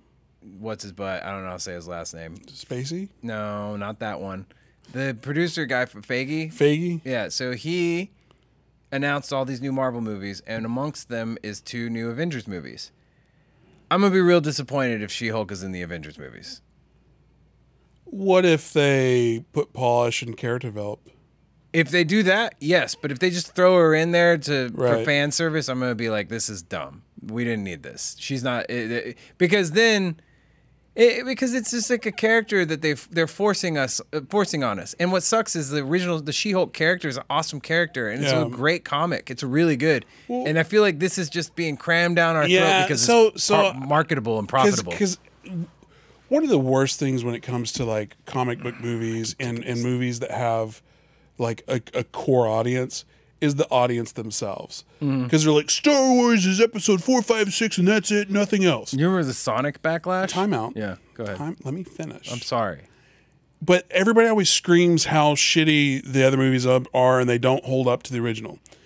I'm a fan of, you know what? What's better, having 80% of the thing that you don't have, or having 100% of nothing? I appreciate them having a stab and making the content and making the shows. Like that Miss Marvel, I'm never going to see that just because I saw one trailer. Like, it looks like trash, but I'm glad they're making it, you know, because I would rather have the opportunity to not like something than not have the opportunity to like it at all, if that makes sense. I'm glad that was empty. Is it though? It's like trickling. Trickling? Okay. Does that make sense? I won't watch Miss Marvel either, but that's just because I don't. There's no draw for me there because I'm a 38-year-old white male who's not going to root for a 14-year-old superhero girl. We should rename this podcast to White Male and what the injustices of white what males. I'm saying is like. What I'm saying is like It's not there. It's not. There's nothing that excites me. If I saw the trailer for it, I wouldn't be like, oh, I'm going to go watch that. You know, let's talk about more broadly, because one thing that and again, I don't think it's anyone's fault except writers not having more respect for audiences. I think that's the problem, because in Iron Man, Robert Downey Jr. wasn't Iron Man immediately. He had to go through this entire montage arc to become Iron Man. Yeah, it's literally the last words of the movie. He finally acknowledges. But I'm just saying that whole arc and training and montage, all that. Thor, the dude is not Thor the entire movie until the end of the movie. Even Captain America, he's training, so that all these male characters have these arcs of origin stories and have these arcs of training and becoming who they are. And with women, it's like we're just going to skip that. It's like I would like to see that. You know, I actually liked Captain Marvel. I thought that was a great movie. I think the only reason it did bad is the rumors and the press behind the scenes about no one liking Brie Larson. I thought she was great. I thought she was gorgeous. I thought it was fun. I thought it was a great movie. I just don't understand the backlash. And the reason, and again, even with that one, you know, they skipped ahead where she's already there, but they then explained how she got there, which I appreciated. This one explains it, and I get it, but In it was 3 they seconds. explained it so It was like, hey, in 5 seconds she goes from I'm just a lawyer to I'm a She-Hulk, and I have full control over everything. I could be Hulk, I could not be Hulk immediately without any qualms, any training. Yeah. I don't need meditation. Well, it's kind of, yeah, I mean, it kind of pees all over the poor people of Genovia or whatever. You remember in the second Avengers where Hulk is responsible for like killing a city? That wasn't Hulk. That was and because he's responsible, he takes the Avenger plane all the way to Ragnarok or whatever. Yeah, like whatever he feels guilty. So with him, that was like a crucial crisis moment where it's like, oh my gosh, I've done these terrible things. With her, she's like, oh yeah, I never had to do any of that. I just control it. Why? Because I'm a girl. Yeah, and that's the problem. Because it's easier that way. I think it's Hollywood producer writers not having respect for audiences. That and the need and the pressure, the feeling of pressure and need to be inclusive and make everybody feel. I don't know. It's weird. I think it sounds like when I say all this stuff. I know it makes us sound like assholes. It makes me sound like the worst person on earth. I'm not that person. I'm all about. I think I'm all about inclusion. I'm all about all that shit. But like, treat it with respect. Treat them with respect. The character, the population you're trying to represent. Because what happens is this: hey, I'm just trying to make a buck. They rush this out. Yeah. They pull it. They green light it. You know, they get it out there, and now it's getting crucified by critics. And so now, because they didn't take the time to develop something cool, it's never going to happen again. Or it won't be, you know what I mean? Like maybe it won't have the legs that it could. Because when you sign a Marvel contract, think about that, dude. That's like, I've got a golden ticket. Like Sam Jackson is the smartest of all of them. I mean, he's in everything. He's like, so my whole thing is when you get that opportunity, this girl who neither of us know her name, bad sign, bad start. Neither of us know who she is. This is her ticket. I have a feeling, and this is my prediction. I think She-Hulk gets 1 season. We never see the character again. It's a shame. And it stinks because she's a very pivotal character in future, you know, if you read the comic books. Is she? Yeah, she's important. I was and in the comic, what I did like about the breaking of the fourth wall that they do in the show is in the comic book, she does that a lot. A lot of breaking of the fourth wall. Again, it's true to the comic. I'm okay with all of it. But like, you can't just go from A to a million. Are we misogynistic, bigoted assholes? Is that what we are? Probably. I hope not. But I mean, look at freaking. I don't mean to be. I would like to understand. I would like to. Here's the thing: is I just wish I wish Hollywood producer writers, the guys that sign off on this stuff, would just look at box offices and go, "Oh, look. Black Panther crushed." To me, Black Panther, it didn't seem like lip service. It didn't seem like an inclusion thing. It just seemed like, hey, this is the story and this is what we're going to say. Mm-hmm. You know? I thought Black Panther was awesome, man. I didn't think it was. Now, I didn't romanticize it the way everybody else did, but I thought it was really good. Hot take? Can I do a hot take? Yeah, we've done a bunch, so. So this is the non-arable podcast. Hot take is every Marvel movie, whatever movie, the villains are like. Are you jumping out of this? I'm preparing. You're preparing. This doesn't look like a hood, does it? Oh, stop! Come on. No. Anyway, what I'm getting at is in every Marvel movie, the villain is like a fantastical thing. Mm-hmm. The one movie about Wakanda, a fictional place, but that's in Africa, I'm assuming, right? I think it's established as Africa. Say what you need to say. What I'm saying is, like, why is the villain, why is it a coup? Like, why is the main arc of the story like a coup that takes over the country? I mean, other than the fact that it happens like every other day in all the countries in Africa. Yeah. Hot take, I know. Great movie, though. I wonder if, you know... Like, I mean, I love that movie. It's great. I'm wondering what Wakanda Forever, the sequel... I hope that it's... Because, I mean, first off, Chadwick Boseman was like if you look at his body of work, that guy was so incredibly too good for Marvel movies. He's amazing. Like, he's a phenomenal actor. Okay. And like, you know, they got him in Black Panther. He's the best part of the movie. He was phenomenal. He's the best part of most things he's in my opinion. You know what would be cool? Huh. They're not going to do this. They can't do this. But what would be really fucking cool? CGI him? No. Oh. Is somehow they say Michael B. Jordan's I know, character, I've thought about that. They revive him, or maybe he wasn't dead. Maybe because he had the stuff in his system. Or it's the multiverse. He's still alive. Or it's the multiverse. Where in the multiverse he's the good guy. Right. And then now he's the Black Panther.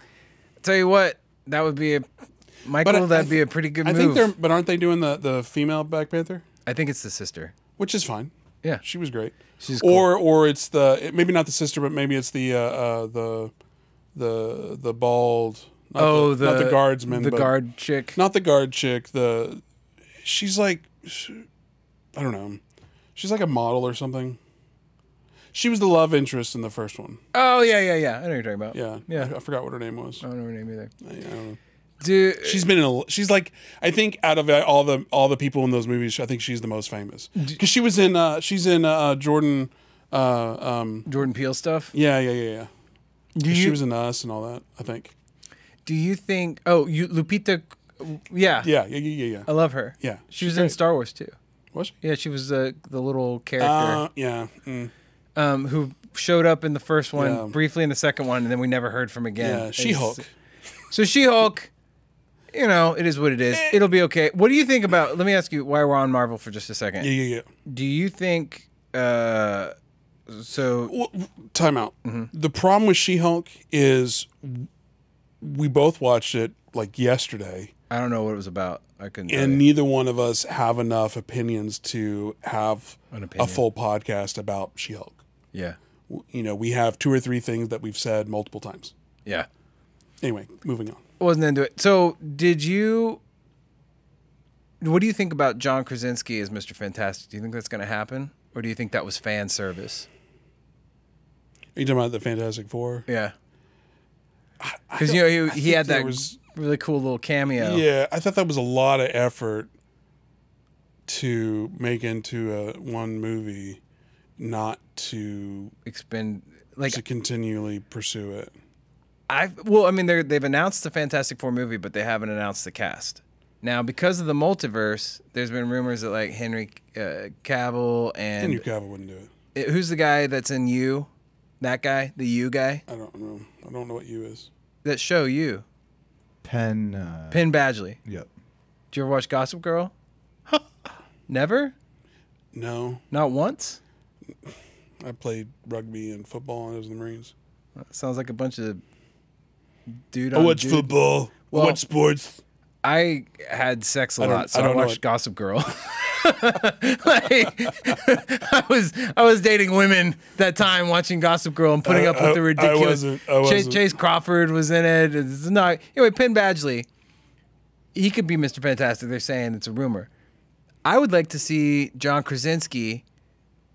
I think Marvel needs a star. They need a big star because right now RDJ is gone, right?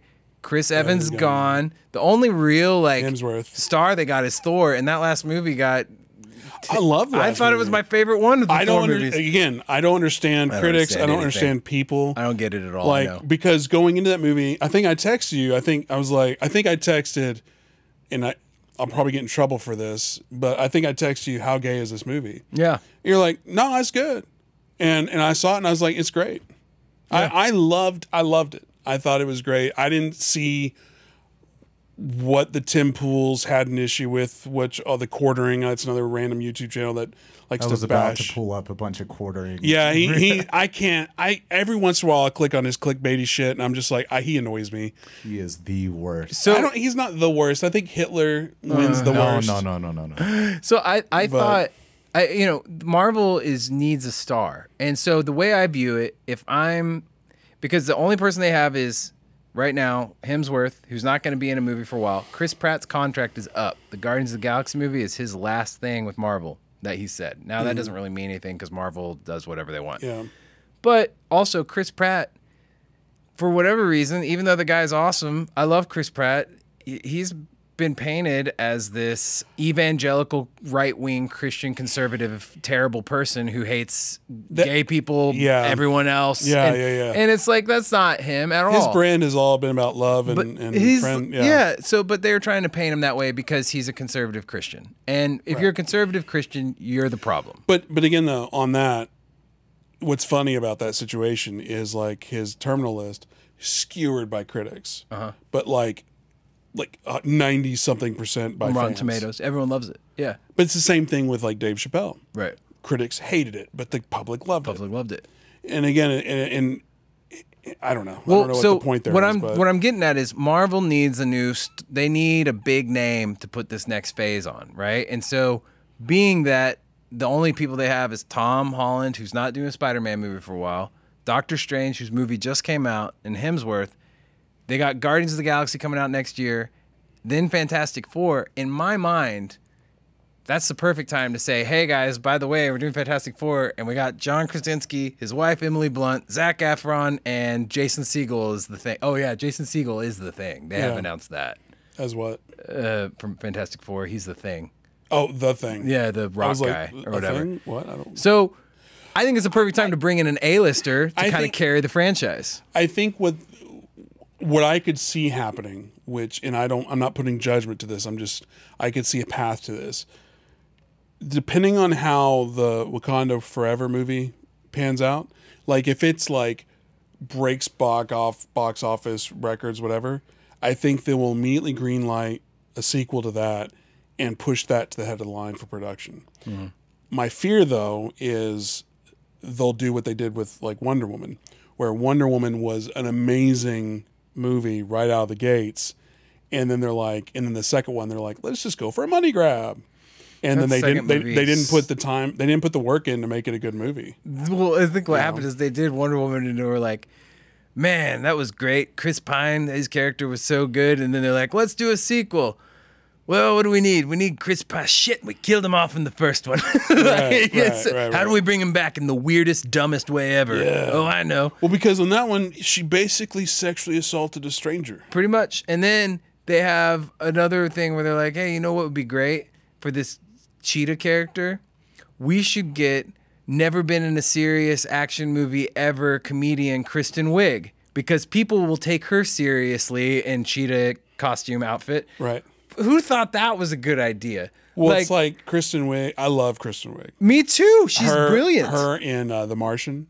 Oh, it's a great role. It's a great role, but like you still can take her seriously. Right. Yeah, 100%. Like, This is a great role. Like she's used for comedic effect, and you're like, I don't know if this needs comedic effect. You've got a guy stranded on Mars. Who is kind of funny in his own right. Yeah. That's a great movie. There's only a few movies that I could probably watch every day. The Martian's one of them. It's a good one. I could put The Martian on and watch it every single day. It's a good one. I like it a lot. It was kind of like Marry Me is the other one. It was like I'm not kidding. I love that movie. It was like Interstellar, have you but seen it was that 10 times yet? I've watched it 3 times. It's So good. good, so And I'm not a big J-Lo fan, but I was like trying to her watch in it last night, but I couldn't find it on Peacock. I was like, ugh, but I didn't want to do the search thing either. So now we've skip talked it. about She-Hulk. We've talked about Woodstock 99. I know Game of that the Thrones. big thing is the Game of Thrones. The Game of Thrones. The prequel. So before we get into the prequel, I need to tell you very That quickly. it happened 197 years before. Because that's the most important thing that you need to know. Yes. They want you to realize that the producers of this new show want you to know immediately, like, hey, this is not that. There's not going to be any Marvel crossovers. No Jon Daenerys. Snow's not showing up. Daenerys is not showing up. This is new characters, new story, so let the past go. No, we're not. We may not even show the watch. We will barely reference the former show unless it works for fan service. That's how this show feels. No intro, no cool song. Not a big fan of either of those things. Well, all they did was just they took the showed old a seal. They took the old intro and were like, "Hey, let's discoize this." Yeah. I don't know. If that's Here's it. my thing with the new Game of Thrones. Game of Thrones is one of those shows. You know that meme with the horse, and it's like season 1, season 2, it shows like a drawing of a horse, and then by the end of it, it just looks like your kid drew the horse. That's not. But that's more. That meme is more for, hey, pay the rate I want, pay the rate you want. Right. Bless you. So Cough button. Game of Thrones, the last season, it ended all weird. It sucked. I hated it all. Whatever. I didn't hate all of it. I hated it all. Last season, the episode where they have the fight where the ice dudes are coming. These ice dudes that we've been worried about this entire time. That's like For seven seasons. fucking years. I dropped an F-bomb. That's how serious I am. And you know I don't do that. We'll beep that out. We'll beep it out. But we've been waiting, and the fight that the witch girl lights all the dudes' sticks. You know, all the guys that look like And then they Aquaman, all die and then they immediately. all run off into the darkness, and you're like, "This is gonna be badass," and then they're gone, Yeah. and you're like, "Well, this sucks," because that was half of the cool, Well, what's and you funny- couldn't see anything in that Yeah, episode. yeah, I was yeah. adjusting the brightness, like, "What the fuck is going on in this shit?" That's what was funny about that is when it came out, everybody's like, that can't was see all the shit. memes was it was so dark. Yeah. It's like, this is the best battle scene of any content movie show ever, and you're not going to show Can't see it. It's like they ran out of budget. Like, I know. I think they did. We'll just put it, we'll make it dark. It would be scarier that way. It's scarier in their head. It's a good thought, but man, it didn't work because that whole anyway. So season 7, I was just so sick of the whole thing. I was so mad, and then even this is how mad I was. Even after she burnt the whole city and stuff, I was still pissed that he killed her. I was like, you know what? Just be with her. Just be with her. It's weird. It's fine. You're her nephew. She's your aunt. That's your thing. It's okay. Don't have any kids. They might come out weird, but be with her because that's just easier on everybody. And that way you don't get in trouble. But no, he has to kill her. Unrealistic. If you're Jon Snow, do you really have that sense of loyalty? Because even if it's my aunt, if she's hot, stop it. But really, am I saying anything that you're not thinking? Don't make me the weirdo here. Like, I just thought the way it ended sucked. I think It sucked. I'm not, again, I don't remember it well enough to comment on it, but she did just burn down like half the city. Well, they threw. And she did just like annihilate all the surrendering troops. Well, they killed her best friend. I understand People do things, you know, when they're irrational. when they're irrational. But you can't say that because she's a woman. Nope. So I'm so Hill's in there going. he hates it all, He's- and he's like- I love he you, wants to Sohail, kill dude. us I'm not. both. I hope you understand. I am not trying to be that guy. If it's coming His across silence. that way. I caught your Ryan, your irrational one before. No one else, Donovan didn't catch that. I got you though. So let's talk about the prequel. Prequel, yeah. Matt Smith, you're not a fan. Not a fan. He's not an attractive man to me, and I like my bad guys to be somewhat attractive. He has a weird body because when he's naked, you're like, wow, He's let himself jacked. go. No. I thought he looked ripped. I was like, dang, dude. No, he looks like, because he has like really skinny legs and he has like a barrel thing going Maybe on. it's just because I have gynecomastia, but I find myself looking, if a dude has like a good chest, like if they look like they Yeah. jump, I just assume they're in amazing shape. So I didn't see anything else. Yeah, anyway, I like Matt Smith because I really liked him on Doctor Who. It took a while because when I first saw him on Doctor Who, I was like, this is the most ugliest human I've ever seen in my life. It literally was like, is this Eric Stoltz from The Mask? Right, You know right. that reference? Yeah, I So get Hill, it. do you know that reference? Yep. Okay. Literally, Eric Stoltz, The Mask, that's Matt Smith. That being said, he won me over as Doctor Who. And now I appreciate him, and I really like seeing him when he pops up in different shows and movies or whatever. Here's the best part of Morbius. Yes, I mean, but not- in a movie that has very little best parts. do you think they're just like, hey, how can we ruin this movie? I know. Let's call Jared Leto. Like, which just blows my mind because he's like one of the most talented humans Remember on how the you planet. did one season of My So-Called Life, and it was a really good show, and it was earth-shattering, but then they canceled it? Let's do that. How is he the most talented man on the planet that sucks in these kind of movies that he has to carry by himself? No Morbius slander, please. That's where I draw the line. Did you? Oh, come on. You're a fan? But No, more, I've never seen it. yeah, It's just- but he The best part's when he goes, it's Morbin time, and then he. thing about Christian Bale. The thing about Jared Leto. yeah. He's like 72 years old, He's and very he old. still looks like he's 30. I'm sick of him. He's hot. He's horrible. I hate him because he's so good looking. Damn it, He's It's a still, cult. so good looking. he bathes. And he can grow bathes his in baby blood. He can grow his hair to like crazy lengths in like no time. It's crazy. I don't know what he's doing. Maybe he put. What were we talking about? So okay, Game of Thrones. Game of Thrones. All right. So the main guy in Game of Thrones, the main baddie, is the guy from Morbius. Right. I immediately, when I watched I turned the show on, I started watching it. Everybody has that Witcher hairstyle. You know what I'm talking about? Yeah, where it's like the Legolas look. What's the Daenerys Targaryen bloodline or whatever? I'm sorry. I think it's a little too cute. Maybe make not all of them have blonde hair. Like make it a little. I don't think it's blonde. I think it's like white. It's white. Is that what it It's is? the white. It's the bloodline thing. I was confused. Yeah. I don't know what's going on. I don't know what's going on. I don't know why anybody's important. I don't understand. There's some kind of bad. I didn't understand anything except this. There's a king who can't have a son. He's decided to give his daughter, make her the heir out of spite because his brother, who's a real sconch of a guy, old ugly face, like. Well, I don't think it's a spite thing. I think it's more of a, hey, you're terrible. My brother's a terrible person. Yeah. And I have to do justice to the kingdom. So where I see this going is, I feel like he's gonna die because they foreshadowed it. He has some sort of pimple on his back that he got from the Iron Throne. It's gonna kill him. It's got, they're like, well, we've been looking in the records, sire, but we don't see it. Like he's gonna die. The brother's gonna come for the kingdom. He's gonna use the dragons to do it, and we're gonna watch basically that crappy Matthew McConaughey dragon movie where the dragons fight. Rain and Fire. Yeah, it's gonna be Rain of Fire. With Christian Bale. Without Christian Bale. It's gonna be Rain of Fire with the ugly dude and the girl that looks like the anime. So I'm not bashing her looks. I'm just saying it is kind of humorous. If you watch this show on Netflix called Disenchantment. Okay. Is it Disenchantment? Disenchanted. It's the Simpsons guy created this medieval show, and the characters. If you look at the characters of that show, and then you look at the casting of this. It's like they were making a joke.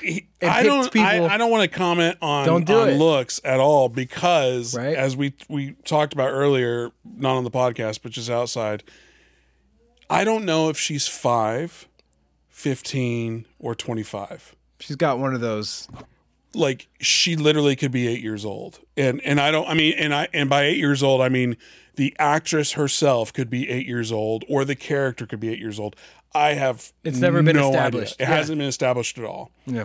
You know, and it's like, so on that, I'm very uncomfortable. But also I'm very uncomfortable. Because of that, there's a lot of incestuous vibes between Matt Smith, the uncle character, and the yeah, I know. It's gross. And they've already established from the other Game of Thrones that uncle or nephew, aunt situations are okay. So obviously uncle niece situation should be okay. We're just this Game of Thrones prequel, guys. I'm confused. I'm gonna go on the record and just say it's gonna be trash. I'm calling it now. You guys, it just came out yesterday. I'm gonna say, as a whole, this whole series is gonna be total trash because again, they're doing the She-Hulk thing. They're cashing on something that is good, that does work, that does have fandom, that does make money, and they're hoping that they can use the fact that they did us so wrong with season 7 of Game of Thrones that they're gonna market this as a, hey, this is our penance for that. We've done something really cool. You guys are going to want to watch this.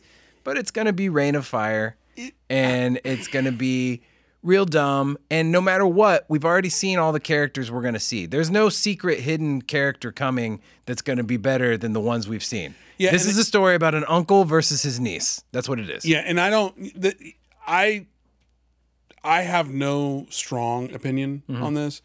I don't have a hard "it's going to suck" take because I'm an optimist. I like to think that, hey, they like money and they're going to try to make it good. Yeah.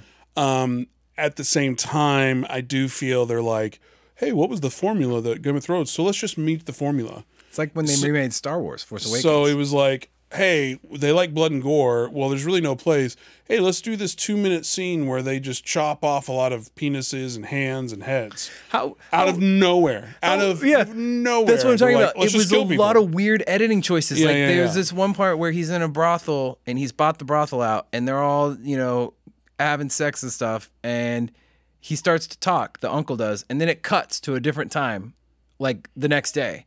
But then it cuts back. And it's very confusing, and you're like, wait, what's going on? And then, he has this random, hey, guys, nobody's talked about this, and this isn't an issue, but I'm going to establish so the audience knows that there is disarray and there's lawlessness in the city. So we, as the people I'm in charge of, which I'm further establishing, I'm in charge of you guys, we're going to go in there and kill a bunch of people so there's gore in the show.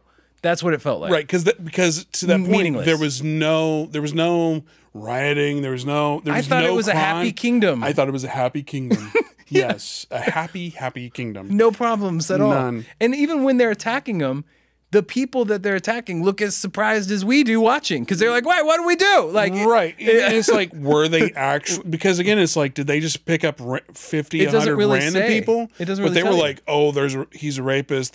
He's a thief. He's a murderer." It's like, but were they, or were they and random because people? they don't establish that, you as the audience are Confused. left going, "Crap, do I feel horrified by this, or do I feel good that he killed those people?" But then they want you to assume, based on the fact He's that a this bad guy's a guy. sconch, that he was probably doing an unjust thing. Okay, Right. okay. Hold on. You have said this word "sconch" I think 10 times, and it's the first time. Even in the meeting this morning, I had. This is. I understand what you're saying when you say it. It's one of those words, but let's just look at. It's actually spelt with a K, which you're going to find way more disturbing. So And so my friend, there's this guy, it's called Sconchers. The Sconchers, it's a band here in DFW. He's actually a horn player for this band called Emerald City, which is a very popular cover band. So he and his buddy, they're two horn players. They invented this word and put it up on Urban Dictionary. And, they're horrible people. It is what it is. This one? They're not invented this horrible word? people, but don't be mad at me. Just to put it so- into context, well- he is from that place. Okay, but the way he uses it, let me give the 20-second definition from what I understand. It can be good or bad. With Donovan specifically, he has two kids that he wants to be able to say fuck around, but doesn't because he has two kids. That's it. And one day he was driving and somebody had a license plate that said "sconch" on it. 100%. And the guy was driving erratically and he just like, "Sconch." So anyway, I Well, called maybe then let's find another one. I think you can't just no, make a because new word. the reality is I'm Words are extremely ambiguous. Yeah, I'm really well known on Instagram. I can say whatever I I want. like the word. Words are ambiguous. I like the Symbols, word. yes. It could be anything. Look, the red light's back. I don't know what happened with that black magic. That's weird. I think it comes on and off as we're Well, talking. is it on Donovan's? That Yeah. one's red. Well, that's called a tally cam. Oh. So what I was saying earlier, so like right now there's nothing, and there's nothing there, so it's probably on this camera. No, it's on yours. Well, and so mine's yeah. so that black magic, it's broken, or there's something weird. weird. I was trying Because put the preview cam on him, so this will turn green when he puts preview on there. Oh, preview. Preview. So preview is green, red is live. So if it's red, that means you're on camera. If it's green, If it's green, that just means you're the next camera. Oh. If Is the they're preview working for you, Ryan? well, now it's red Well, it should be green on mine. on yours. Yeah, so something's up. Yeah, something's up. I mean, anyway, the reality is, Game of Thrones. Here is today's. Everything is everything. It used to be that people's first instinct wasn't to be deeply offended on behalf of somebody else. That used to be the first. The first instinct didn't used to be, oh my gosh, I'm totally horrified based on limited knowledge of somebody that I'm not directly related to, nor do I have or share any of their customs, but because I've heard of them and I know it's a popular thing to be upset based on their. yeah, and I would argue that most of that is fake. I agree. It's false. It's Whenever faux somebody ra- gets faux really outrage, pissed off yes. immediately, I take it with a grain of salt. But then it also makes me go, crap, did I say something terrible? Like, I'm horrible. Like, I mean, you did, but Yeah, but what I will You say, hate women. I'm a big fan of everyone loving each other. I'm a big fan of kindness. I'm a big fan of that. But what I'm not a big fan of is in the midst of that kindness and in the midst of those peaceful waters that we're all trying to create for each other is the sharks. And I'm not talking about the sharks that sneak in, that say terrible things every once in a while to offend people. What I'm talking about is the sharks that look for things you've said in your past 10 years ago that no longer matter, that are out of context, and they use that to ruin who you are now. Well, circling back to Woodstock, the Yeah. DMX set, where it's like the Yeah. yeah, and it's. Did you say it? No, I know you didn't. No, I would but never say it's like, was that bad? Now, probably, most likely, yeah. 20 years ago, he did a call and response. It was like he wanted it. What's worse, him saying that and then the audience just like. My whole thing is, if it hurts your heart to say it, because the reality is, like, we are all designed. What should hurt everyone's heart? We're all designed, I believe, this is my, again, this is another one of my weird beliefs. I've said a lot of things, but like, I believe that we're fearfully and wonderfully made. I believe that we are designed to try to edify each other. I just believe that we are designed to try to make each other better. And so and whenever I've said something mean, or if I've said something that I know has hurt somebody, or if I feel like it, I feel like the worst person on earth. Yeah. But because of this, but then you feel like, well, no, I got to stand by it because, then I don't. But I run away. I like when it comes. So this is how I am, because like when it comes to like courting and women, like I'm like everybody else. You see a pretty girl, you like her, whatever. You ask her out, you hit her over the head, take her to your cave, those types of things. But like no laughter, cool, got it. I'm an asshole. No, I was no, but it was like so. He was like, yes. Yeah, I was like, yeah, that's all I got. Standard. No, I didn't. You said it so fast, I didn't catch it, and I was like, wait, did he actually? No, but like if I never want to be the stereotypical guy. I don't want to be the guy from Woodstock. Right. That people are like, that's a creep. Right. So if at any time with anybody, with any female, that like, if I get one iota that they think that I'm a creeper vibe, I avoid them like the plague, because I don't want to be that guy. I'm not that guy. Is it easier? Because here's the other thing. So if that happens, but maybe I am that guy, and that's why I don't want to be around them.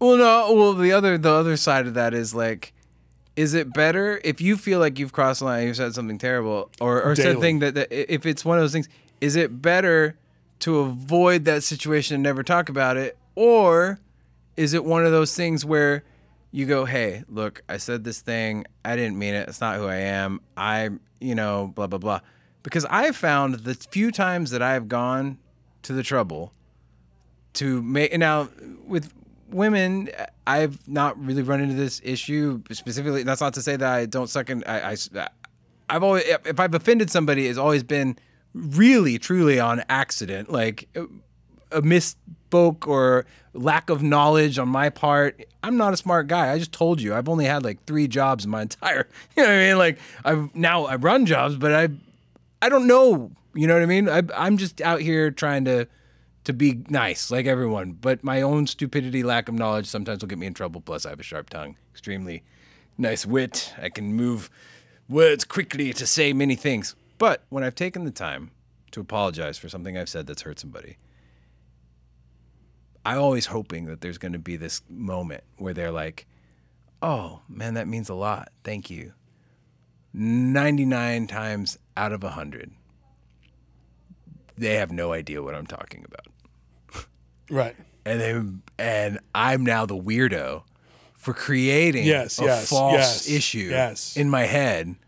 But now, before I was fine. But now that I've brought it to their attention in an act of humility and trying to apologize or to say, gosh, I am so sorry. You know my heart. You know that's not me.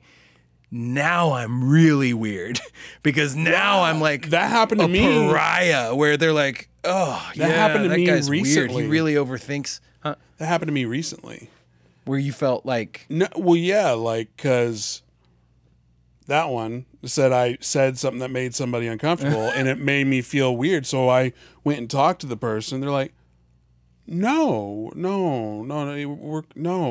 and until we had that conversation all weekend, I felt like, oh man, do I gotta quit? Right, do I gotta move? Do I gotta fire everyone? You record a video, you put like an American flag behind you. You're like, apology video this week. No, but because I'm a catastrophist. Because to me, when something is this bad, it's, oh my God, I'm ending the world. I killed somebody. When it's like, dude, you missed a comma on your taxes. I don't know. In the same regard, though, the thing is, like, it's such a weird thing to try to unpack and a hard thing to kind of unpack because we're looking at it from 2 different spaces. We're looking at it to go, how do I unpack this and I genuinely put my feelings across that makes sense to where everyone can see the even playing ground and understand that I'm not trying to be conservative or liberal or a Christian or this or a bigot or a racist. Where's the common ground where I can say how I feel without offending you? There's that aspect. And then there's the aspect of, you know, where you've already assumed like everything I think is wrong and I have to just shut up and not say anything because no matter how I say it, it's not going to work. Someone's going to get mad. And with what Allie does, I'm constantly going, let's look at this from a 10,000 foot viewpoint to make sure that there's nothing that we're saying here that could possibly offend somebody. Now, luckily with her, she's got such a following that like people know her heart. They know that she's not. Well, Beyonce, like I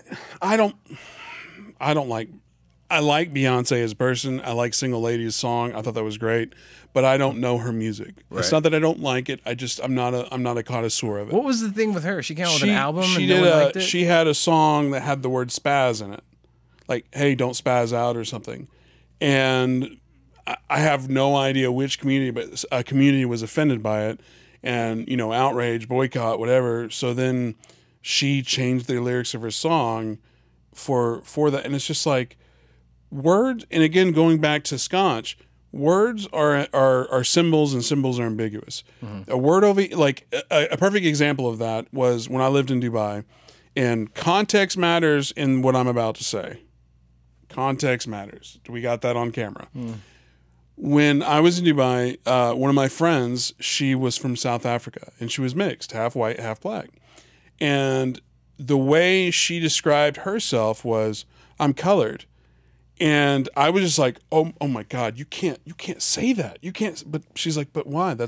I'm colored. That's what we call ourselves.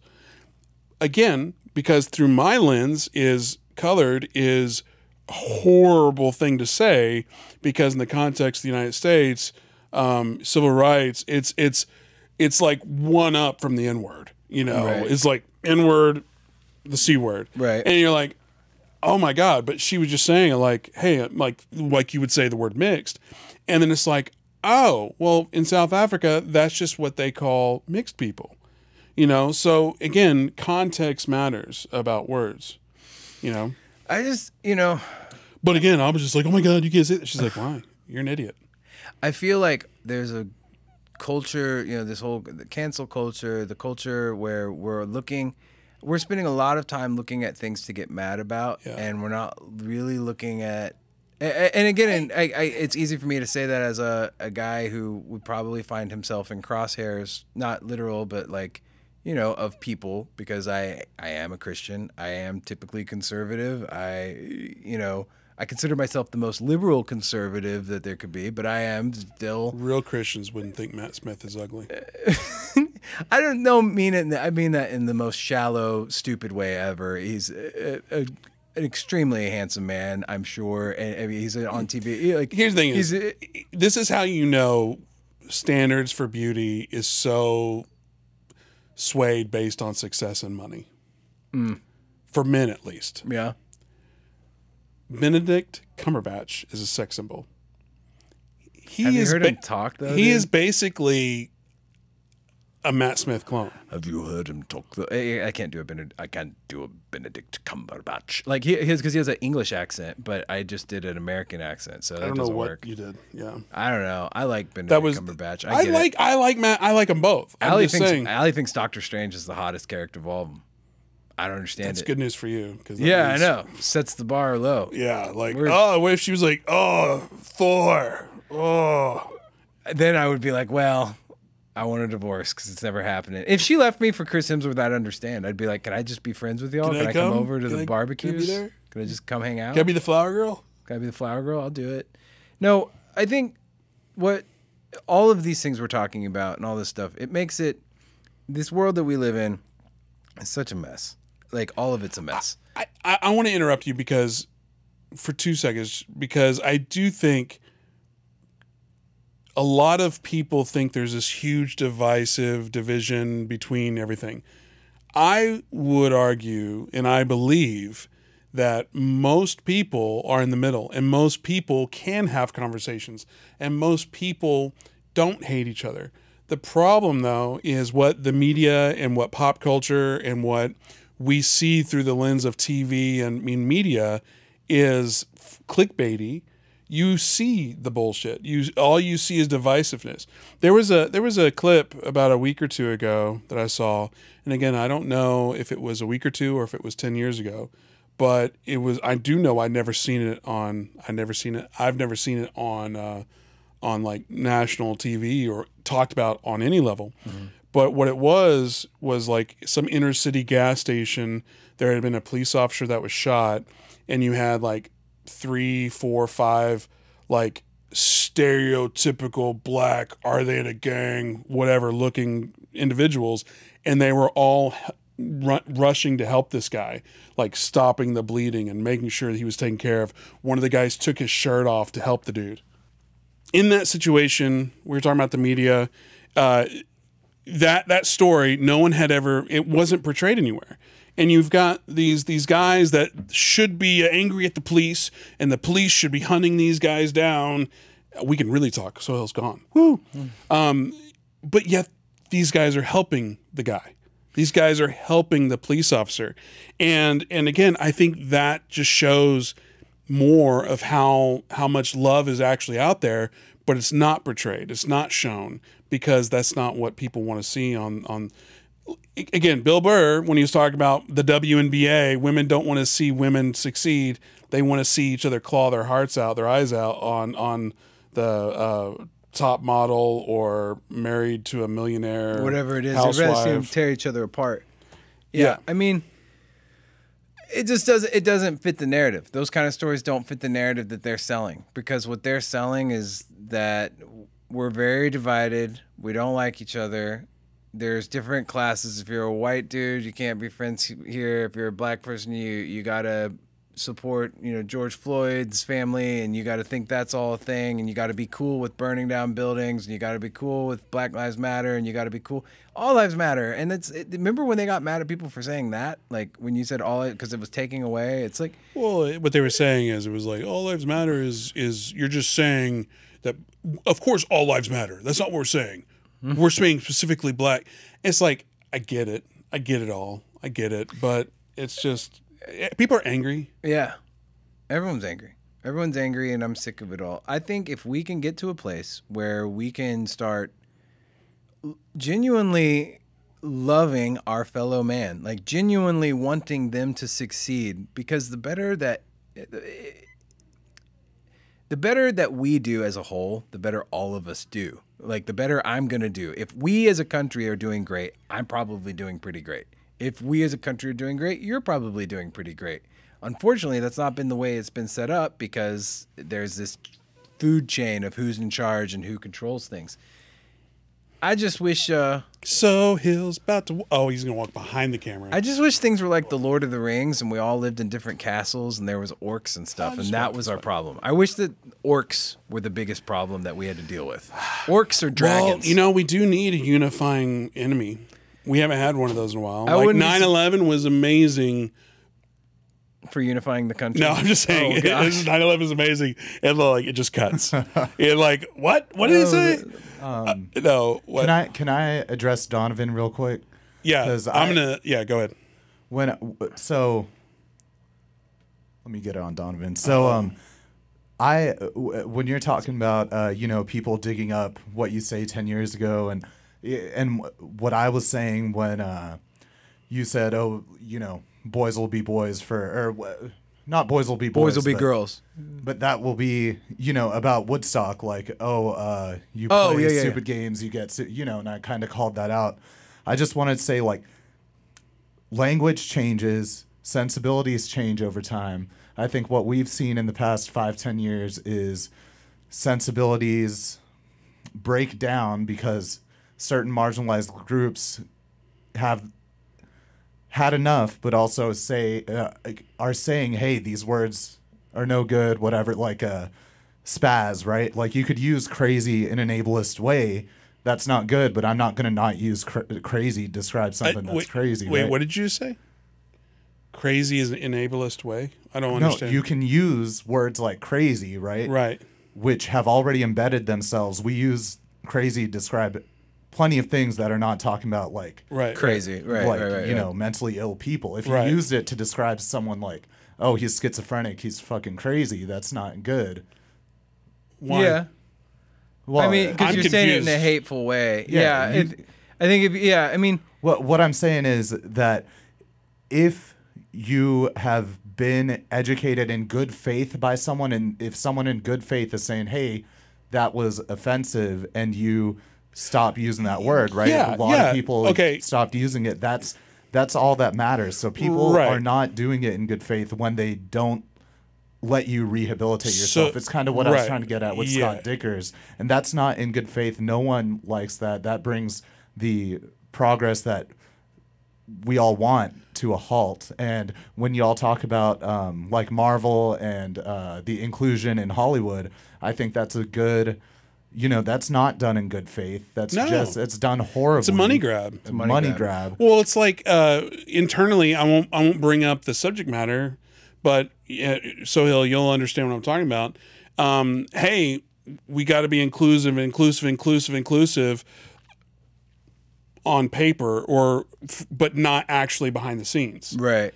You know, and it's just like, okay, diversity, it's diversity, not inclusive. Diversity. But like, okay, but who's the management structure of your thing? You know, like, you can't do it for lip service. You have to do it because it Has needs to be a done. genuine thing. It has to be right? genuine. Yeah. I mean, it's kind of like the. I mean, God. Okay, so the Dane. Have you seen the Dane Cook thing? The Reductress or the Onion did a really good Where one on he's Dane like- Cook, where they're like, middle-aged man waits till the moment his.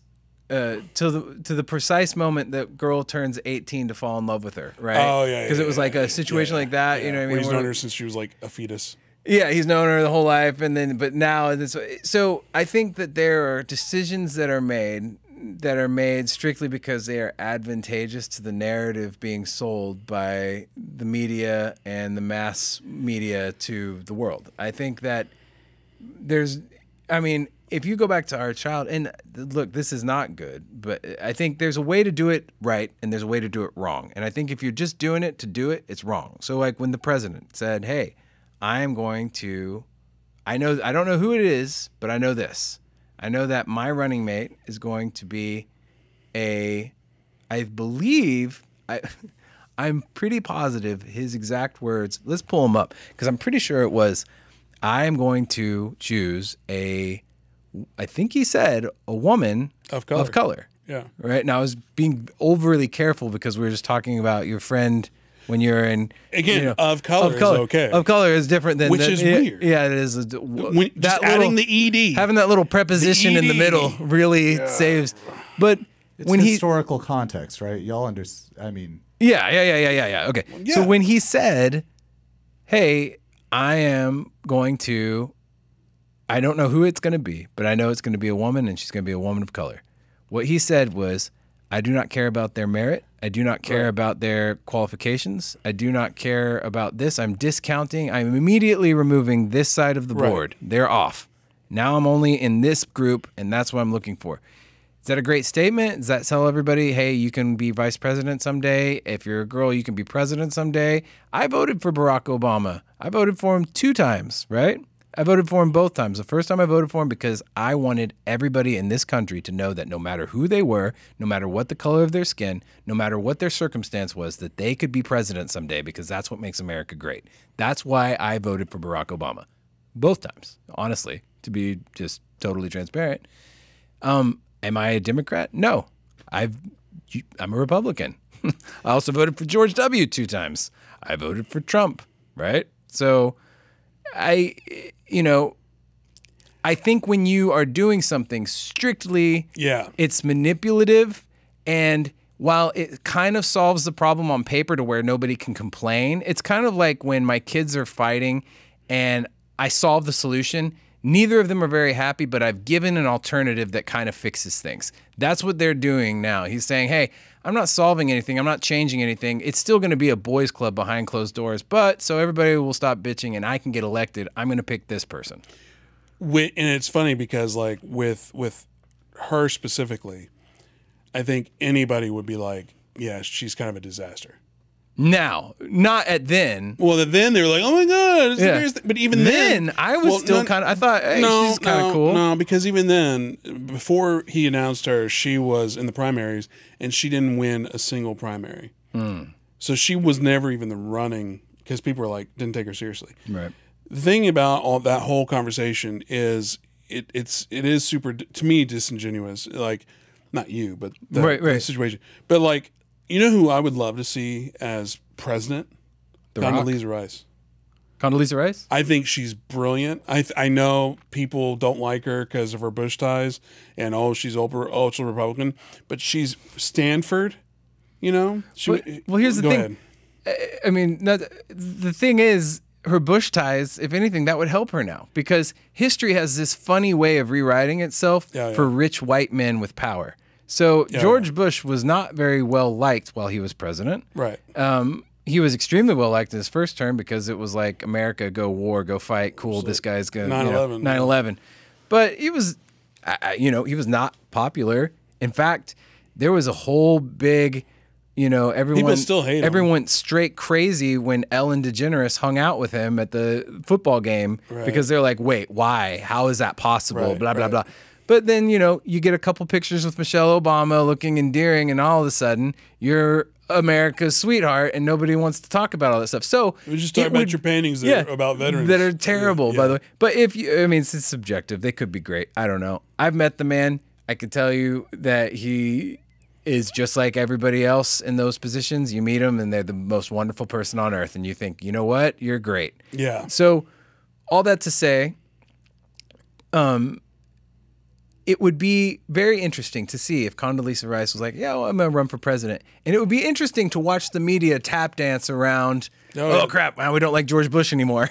You know what I mean? They would skewer her. They would skewer her. You think so? Oh, of course. What about oh gosh, what's her name? She's brilliant and she's, what is her name? She's a Republican. She's popular. Candace Owens, is that her name? Candace Owens. Yes. So yeah, that's her name. But okay, what about her as a potential? She's too polarizing. You think so? Yeah, because she's not center enough. She's way too like. The problem with her is she's so out there that it's almost like a caricature, and a lot of the minority population, again, white guys speaking for minorities, but from what I believe, minorities see her as she's just playing a part to make money from those people. I mean, she's a straight up grifter. There's no way around that. That's what I'm asking. I don't know enough about her. I don't know anything about her. I just know she's popular. Right. In the I don't know enough about her to say that she's a grifter. Maybe she believes what she believes. She seems extremely eloquent when she speaks. She seems extremely intelligent. And for me, her arguments make sense a lot of times. What, in this coming... I will say to Sohail, that point you just brought up is there is a tendency from a certain population to just vilify what they don't believe in, what they disagree with. And I think a lot of people. And that's the thing. No, it's more about the way she operates. How you said about the money thing, straight up. Even if her beliefs were aligned with mine, which there are not many grifters on the left, it's not very profitable. But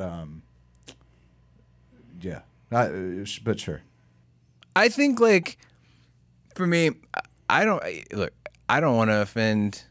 Whoever. I don't want to offend anybody. I don't want to make anybody sad. I don't want to make anybody feel less than. I don't want anybody to feel like they are not as wonderful. And because we're all walking miracles. It's insane that we exist. Like, I don't want anybody to feel bad about anything, right? At the same time, there are beliefs that I hold dear that I won't compromise, even if it hurts your feelings. I won't compromise it. And I'm not going to shove it down your throat. I'm not going to beat you over the head with it. I'm not going to sit in judgment of you and be like, well, blah, blah, blah. But I'm not changing.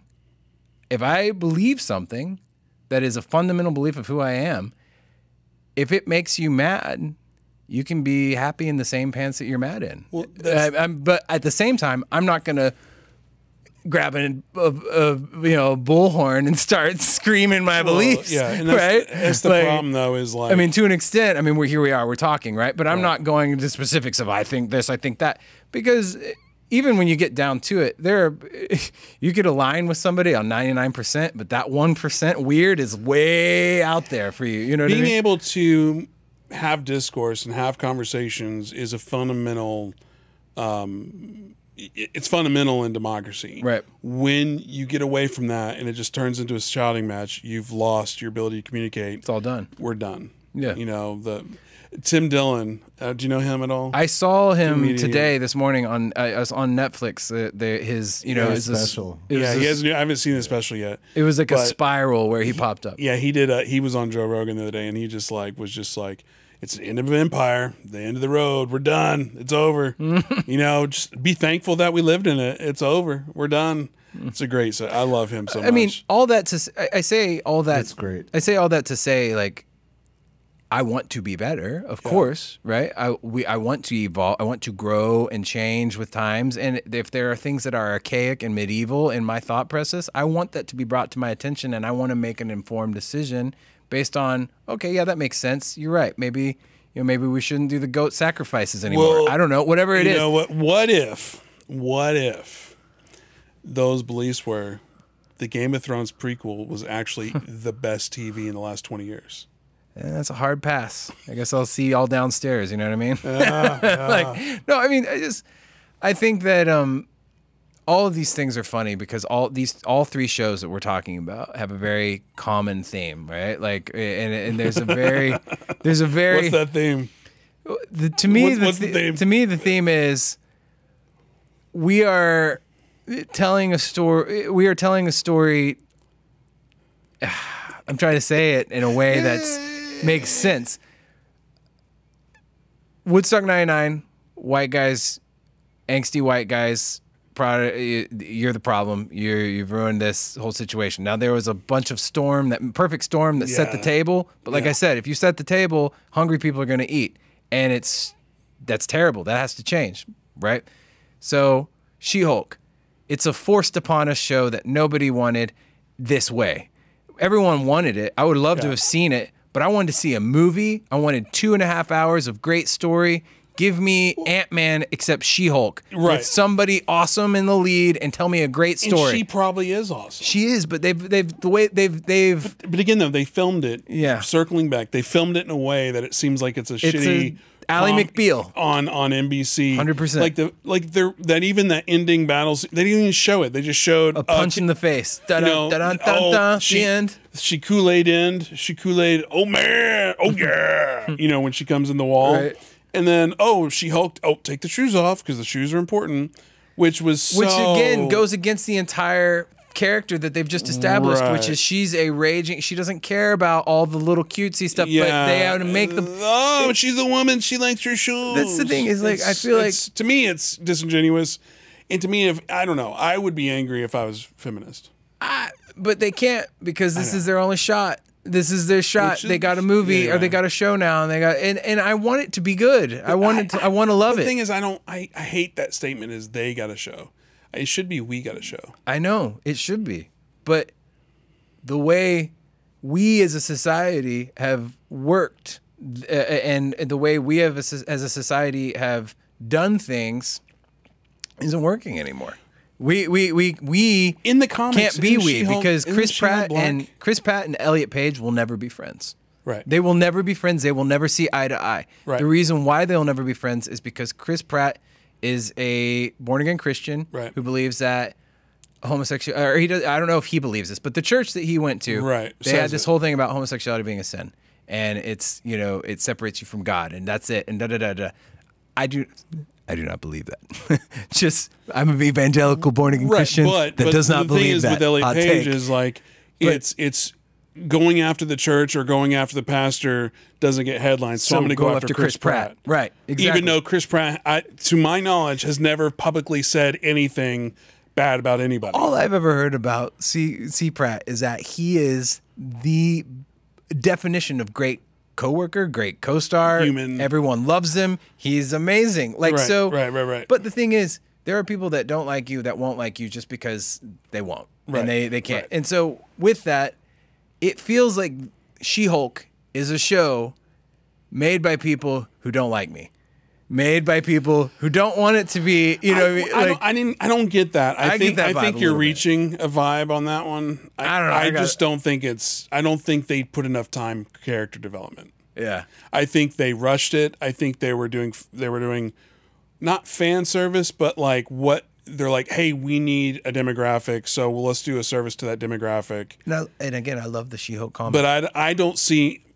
There wasn't the same vilification towards white men in She-Hulk as say Woodstock '99. 100%. Yeah. So I don't see that take at all.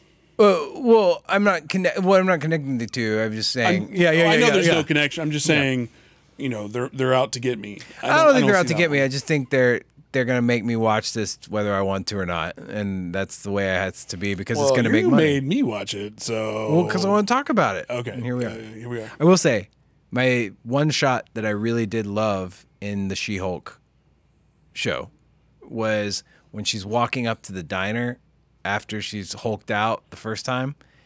It reminded me of the 80s. It reminded me of the 80s Marvel Hulk cartoon. They used to have these great cartoons, and Stan Lee would narrate it, and he'd be like, hey guys, this is your friend Stan Lee telling you another great story about Bruce Banner. And it would be like a desert, you know, the way that shot was set, it reminded me of that nostalgia. And it also the Terminator, it had some vibes, you know what I mean? Like it was fun. It felt like a comic book. I'm glad you brought that up because that reminded me of another Tim Pool thing. And it was just like the most Tim Pooliest Pool take of all times. And what he was talking about was how, because in that scene where she's at the diner, and then, you know, these men were cat caught, and then she hulks out and beats their ass, whatever. And Tim Pool's take was, it's such a, like, to me, he's more of a grifter than Candace Owens.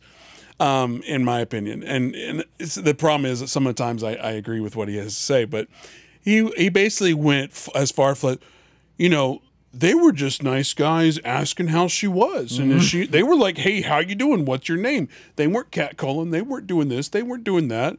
And then she beats their ass. That seems kind of inappropriate. And I'm just like, hey, how are you doing? I don't want to talk to you. Cool. Game over. That's the story. Yeah. It doesn't matter that they weren't catcalling. They were following her. They were encroaching on her.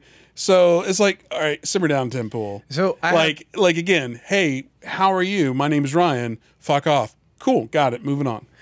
That's how it should be. So, grifter. Or just never say anything at all. So, again, I live in a con artist. Okay, that's what that is? That's what it's a synonym of con artist. Basically.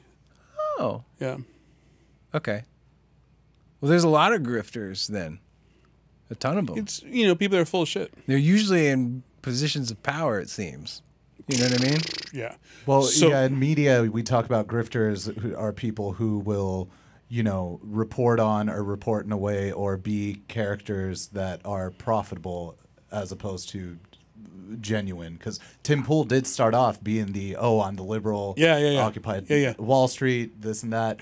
Realized real quick, seeing the pipeline of the Dave Rubins and the, Ben Shapiro's and Steven Crowder's, like, oh, this is that guy's the worst. I don't care. I typically vote Republican. I'm a conservative. Ben Shapiro drives me up the wall, man. Thank you. I mean, there's a couple takes I like from him. I agree with some stuff, but for the most part, I don't know. He's just the way. I think it's annoying. I think it's his tone, and I'm not even meaning. It's like I'm more. I know I'm smarter than you. It reminds me a little bit of like how Sheldon. I've never even seen that show that I'm about to reference, but the Big Bang. Something. He reminds me of the really smart guy making everybody else feel dumb, and some of it's based in truth, and most of it's based in, Sorry. No, go. What I was going to say is, and this is going to be a weird take. With Ben Shapiro, I get the impression that police are always on edge. And the reason they're always on edge is because at every stop there could be somebody a firefight that wants to shoot at them. Yeah. So I think with Ben Shapiro, he almost has a little bit of that in him because every question could be a gotcha moment. So he's always on the attack back. So somebody could be like, hey, what's your favorite color? Oh, you're a fucking idiot. He never says the F word. But that's how he acts. But that's how he acts. Yeah. Like, he immediately is on the attack for like a very mundane, innocent question. Right. And I think most people are like, that's annoying. I just think, again, I say this all the time. If we could all just collectively root for each other, right, and hope the best for each other, and try to make our fellow humans' life better in some small way by doing something. I mean, it's just like making a bed, right? One little habit breeds, you know. Let's just all get along when we're not on PCP. You get that? I don't. But PCP? You don't get it? What's PCP? It's a drug. Yeah? You don't get the, can't we all just get along? What is that? Is there a reference? Oh, wow. What's the reference of? It's what caused the 1992 riots in L.A. Oh, Rodney King. You're talking about Rodney King getting the crap beat out of him by like 5 white cops for no 100 reason? Well, I think it was PCP. He was on PCP. That doesn't justify. That video is nuts, man. No, he's, those people should have gone to jail if they did not. Which is probably why there was riots, because they didn't go to jail. Yeah. You know what's funny is old O.J. Simpson going to jail for stealing his own fucking shirts. It's hilarious. What? Like, you get off for cutting the chick's head you mean off, a couple years ago, and the waiter, you know, killing your wife and and her probably boyfriend based on Allegedly. Allegedly. I think he was just returning sunglasses. I think he was probably at the wrong place at the wrong time. I don't think that so there too. was actually any kind of because thing listen. He was a waiter at the He's a waiter at a restaurant. Yeah. She used to be married to O.J. Hall Simpson. Hall of Fame football player. She's used to a lifestyle. Sorry, Goldman family. Yeah. I don't see it. I don't see it either. And they're like, Wrong well, he place. was really good looking. Yeah, well, he worked in Los Angeles. And again, he which worked in makes Brentwood. Of course, he was good Which makes looking. it worse. Which makes it. I mean, murder is horrible, but murder just because you're in the wrong place makes it even awful. It's Yeah, it's all. So, talk about godly justice, right? So the man gets off for what everyone knows he did. Right, I'm sorry, but you. Right. He did. This isn't a hot. O.J. Simpson killed those people. He did. He did it, and that's that. I mean, even Robert Kardashian was like, yeah, I could never get past the blood evidence. He did it. He 100% did it. So O.J. Simpson kills those people. He gets away with it. But then... creates the Kardashians. That's unforgivable. Then 15 years later, he gets sentenced to like 10 years for stealing his own fucking shirts. But you know why he had to steal them? What was the deal? You know why he had to steal them? Wasn't it because he had no money, because he won the criminal case, but he lost the civil case. Yeah. So all his money went to the Goldmans. And so he had no money, so he stole all his memorabilia to get his money back. And now he lives in Las Vegas. I had an opportunity to go film Orenthal, right? You're like, I don't want to die. No, I had an opportunity. So I have a friend who works at the Vegas. He works in Vegas, and he works in a high position there, doing stuff with Vegas Bowl, all that stuff. And he was like, hey, I got this gig. It's a weird one, but you might be interested. We can fly you out, but you got to do this interview thing with Orenthal. You need to film him. And he called him Orenthal. And I, at that time, didn't know who Orenthal was because I wasn't around when O.J. Simpson was known as Orenthal. Hey, Juice. Yeah, Hey, the Juice. juice, right? So they're like, yeah, it's with O.J. Simpson. And it was an immediate no. Like, not because I was afraid or anything, but I just thought, no, I don't want to do that. Not because, you know, like you're worried about hanging out with Looking back. But you look at it and go, I don't want to be associated with that at all. Nothing. I want nothing to do. Yeah. I don't even want to follow him on Twitter. I don't want to know anything about him. Although I wish I talked about with Corey. I wish he was like Cameo or something, because like, hey, watch this podcast from O.J. Simpson. That'd be horrible. We should get a bunch of people doing cameos for us. Yeah, that's a good idea. Yeah. I forgot. What was one of the thing? I forgot. What was it? Anyway, OJ, bad guy. So still. You know, murder. I just went down a rabbit hole on TikTok of there's a large amount of quote unquote evidence, circumstantial evidence that OJ's son, a lot of people believe, did it, and OJ like covered for him, which we could get His into. At some son? point. His son wasn't. His son, Jason. How old was his son though? He was old enough. Old enough. He was like Did 8. the glove fit? It may have. Talk about dynamite lines. Talk about having the perfect line at the perfect time. Yep. If the glove don't fit, you must quit. By the way, I'm on arthritis medication. I haven't taken it in 4 days, so therefore my hands are swollen up. That's brilliant. Yeah. Yeah. Let's wrap. All right. As far as summarize, Woodstock 99, white guy bad. It wasn't the organizer's fault at all. It wasn't price gouging fault at all. Fred Durst, definitely his fault. 100%. No, Willie Nelson's fault. No, Willie Nelson's Willie fault. Nelson's a god. You should have brought more weed so everybody could chill the But fuck we out. didn't talk about Anthony Keaton when they're like, "Hey, can you try to simmer down the crowd?" He's like, "Nah, No. And then he goes out and plays Fire, Jimi Hendrix. Anyway, I thought it was a shit show. I think everybody's trying to blame everybody else, and there was zero self agency at all. Okay, now She-Hulk. What's your take? She-Hulk. What's your take? What's your wrap up? Well, I'll do my 3, but you do your Okay, thing. my 3. She-Hulk. It's too early to give a definitive opinion. I think it's kind of like, I hope it gets better. I thought it was rushed. I don't think they gave enough time, energy, effort, money into developing the story of the character. And I think and again, we talked about the Hollywood aspect. They're just trying to do service for the diversity factor versus like, hey, let's actually try to make a good product. Right. Game of Thrones. I don't know what the fuck's going on. Like, I think they're like, hey, Game of Thrones was successful, so let's just do a prequel. People know what's going on. I think the king, is miscast. I don't think he's kingly at all, but maybe that's the point. I would have liked prettier characters because I would assume that bloodline was like Gorgeous. yeah. Like because like they established in the Game of Thrones because like Daenerys is good looking. Her brother, who's psychotic, Good looking. he's I guess good Reasonably, looking. yeah. They make it in the flashbacks. They make that whole bloodline seem like a good looking. So it's just like I think they were like, well, we can't be too good looking because that's kind of Nazi Aryan-esque. So let's not do that. That's a good point. You know. So again, with She-Hulk and Game of Thrones, I'm gonna give it some room to stir. I'm not gonna hammer down on anything. I have no thumbs up or down. It's just is, and we'll see what happens next week. Go. Woodstock 99, I got the same vibes. I thought it was, again, like I said, and I stand by it. I think if you, play stupid games, win stupid prizes. There's a bunch of stupid people there doing stupid things in a environment that was created to cause chaos and not well thought out. I hate that people got hurt. I think that's awful. Especially going to see music and what you think is going to be the time of your life and ends up being the most horrible, traumatic experience of your life. I can't imagine that.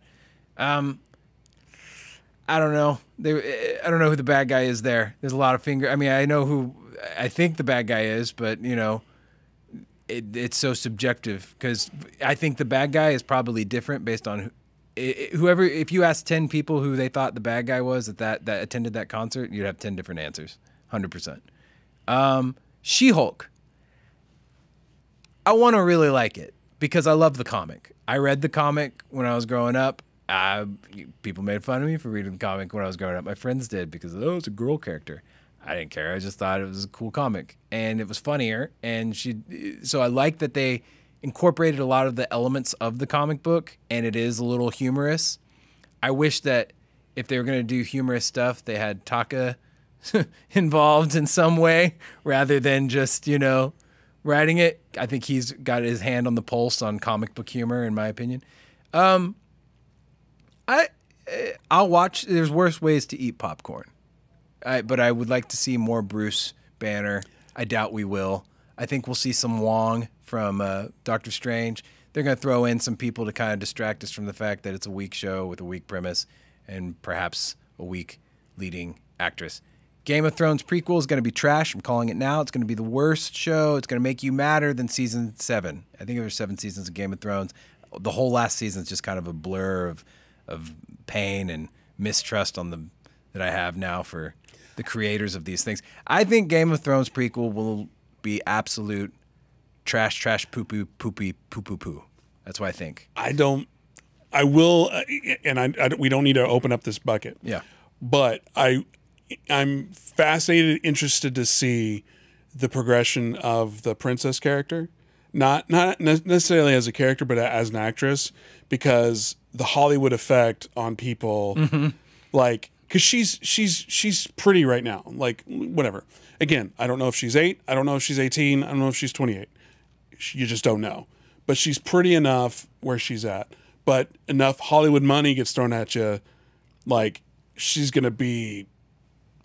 I don't know what I'm trying to say. It's just gonna be interesting to see where she turns out. The blow up is gonna be wild, huh? Yeah, like where is she now? Like, or what is she? Is she a Scarlett Johansson or a Emma whatever? I don't know.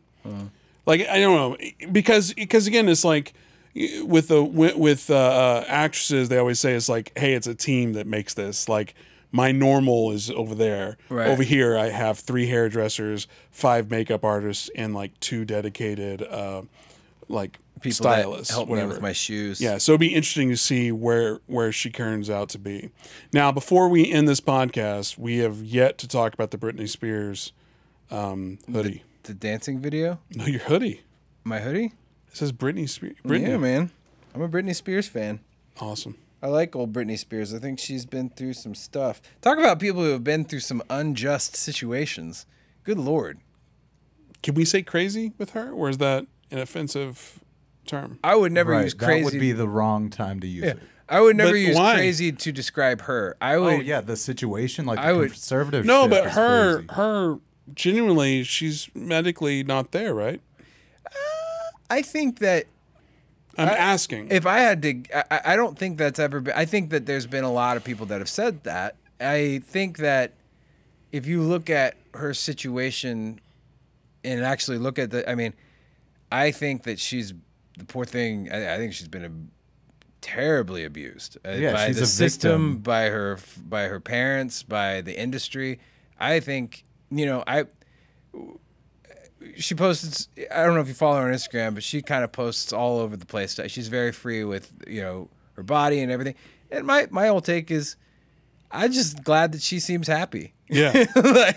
Because you got to be in a way. I mean, nobody acts out the way that she had acted out, where she did the paparazzi thing. Right. She shaved her head. She does. Nobody does that if they're not in an enormous amount of pain or I think there should be. And again, I don't think the right way to solve anything is through legislation and regulation, but maybe there is. I think with child acting, maybe hey, you're limited to 1 movie a year. something. Because like if you get too big too fast, your life is over. All of them are like River that. Phoenix, all those guys. Yeah. Like they either go off the deep end. Like one of my favorite dancers / actresses, I forgot what her name. She was the dancer in the Missy Elliott videos. You know what I'm talking- Allison Stoner. Yeah, like I think she's gorgeous. I like her a lot. I'm a huge fanboy for her. But like the last couple of years, like most of the content that comes out of her is like mental awareness and tragic and like trauma and all this. And I'm just like, it breaks my heart because all I know is like she was the cool peppy girl that did all those dancing videos, and I think she had either a Nickelodeon or a Disney career. Mm-hmm. But it's like from public view, it's like you've had this Cinderella story life, but obviously there's a shit ton of trauma that.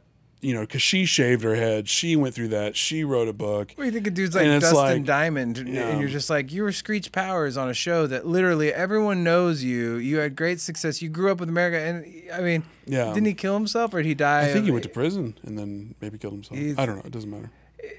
I mean, but it's just all of it's horrible. Everybody. Yeah, but again, though, it's like maybe fame should be maybe you should be like 24, 25 before you're famous. Maybe. I mean, who are we to say what you can and I can't think do? But whatever will sell will be. If you will money if you're follows. gonna, What Bill Burr again? He's got a lot. Follow of the reference. money. Follow the money. Yeah. Where does the money go? And like, with WNBA versus the Kardashians, clearly people like the Kardashians more than NWA. 100%. Follow the money. I like Matt Smith in Game of Thrones. In Doctor Who. Oh, I was gonna say he looks like I'm uncomfortable. He kind of looks like if my neighbor Steve decided to go as the Witcher for Halloween. That's what he looks like in this show. Your neighbor Steve is. Or if my neighbor Steve decided to go as Legolas for Halloween. That's what Matt Smith in this show looks like. Those wigs are. Again, I'm hopeful. Yeah. But I'm not confident. No, I've seen this before. This is a show about an uncle who's mad at his niece with dragons. It's gonna suck. I think he's gonna try to. I think he's gonna try to too. They're gonna get married. Have babies that have arms coming out of their heads. I'm sick of it. Anyway, this is the We Should Start a Podcast. Thanks for being here. We should start one. We did. Well, this is it. Shout out to the New York Liberty WNBA team. Hey, it took the you Liberty. 3 hours to Google an NBA team. They have a website and everything. New York Liberty. What a trash They're name. ridiculous 7-colored ball or whatever it is they play with. I love you like la la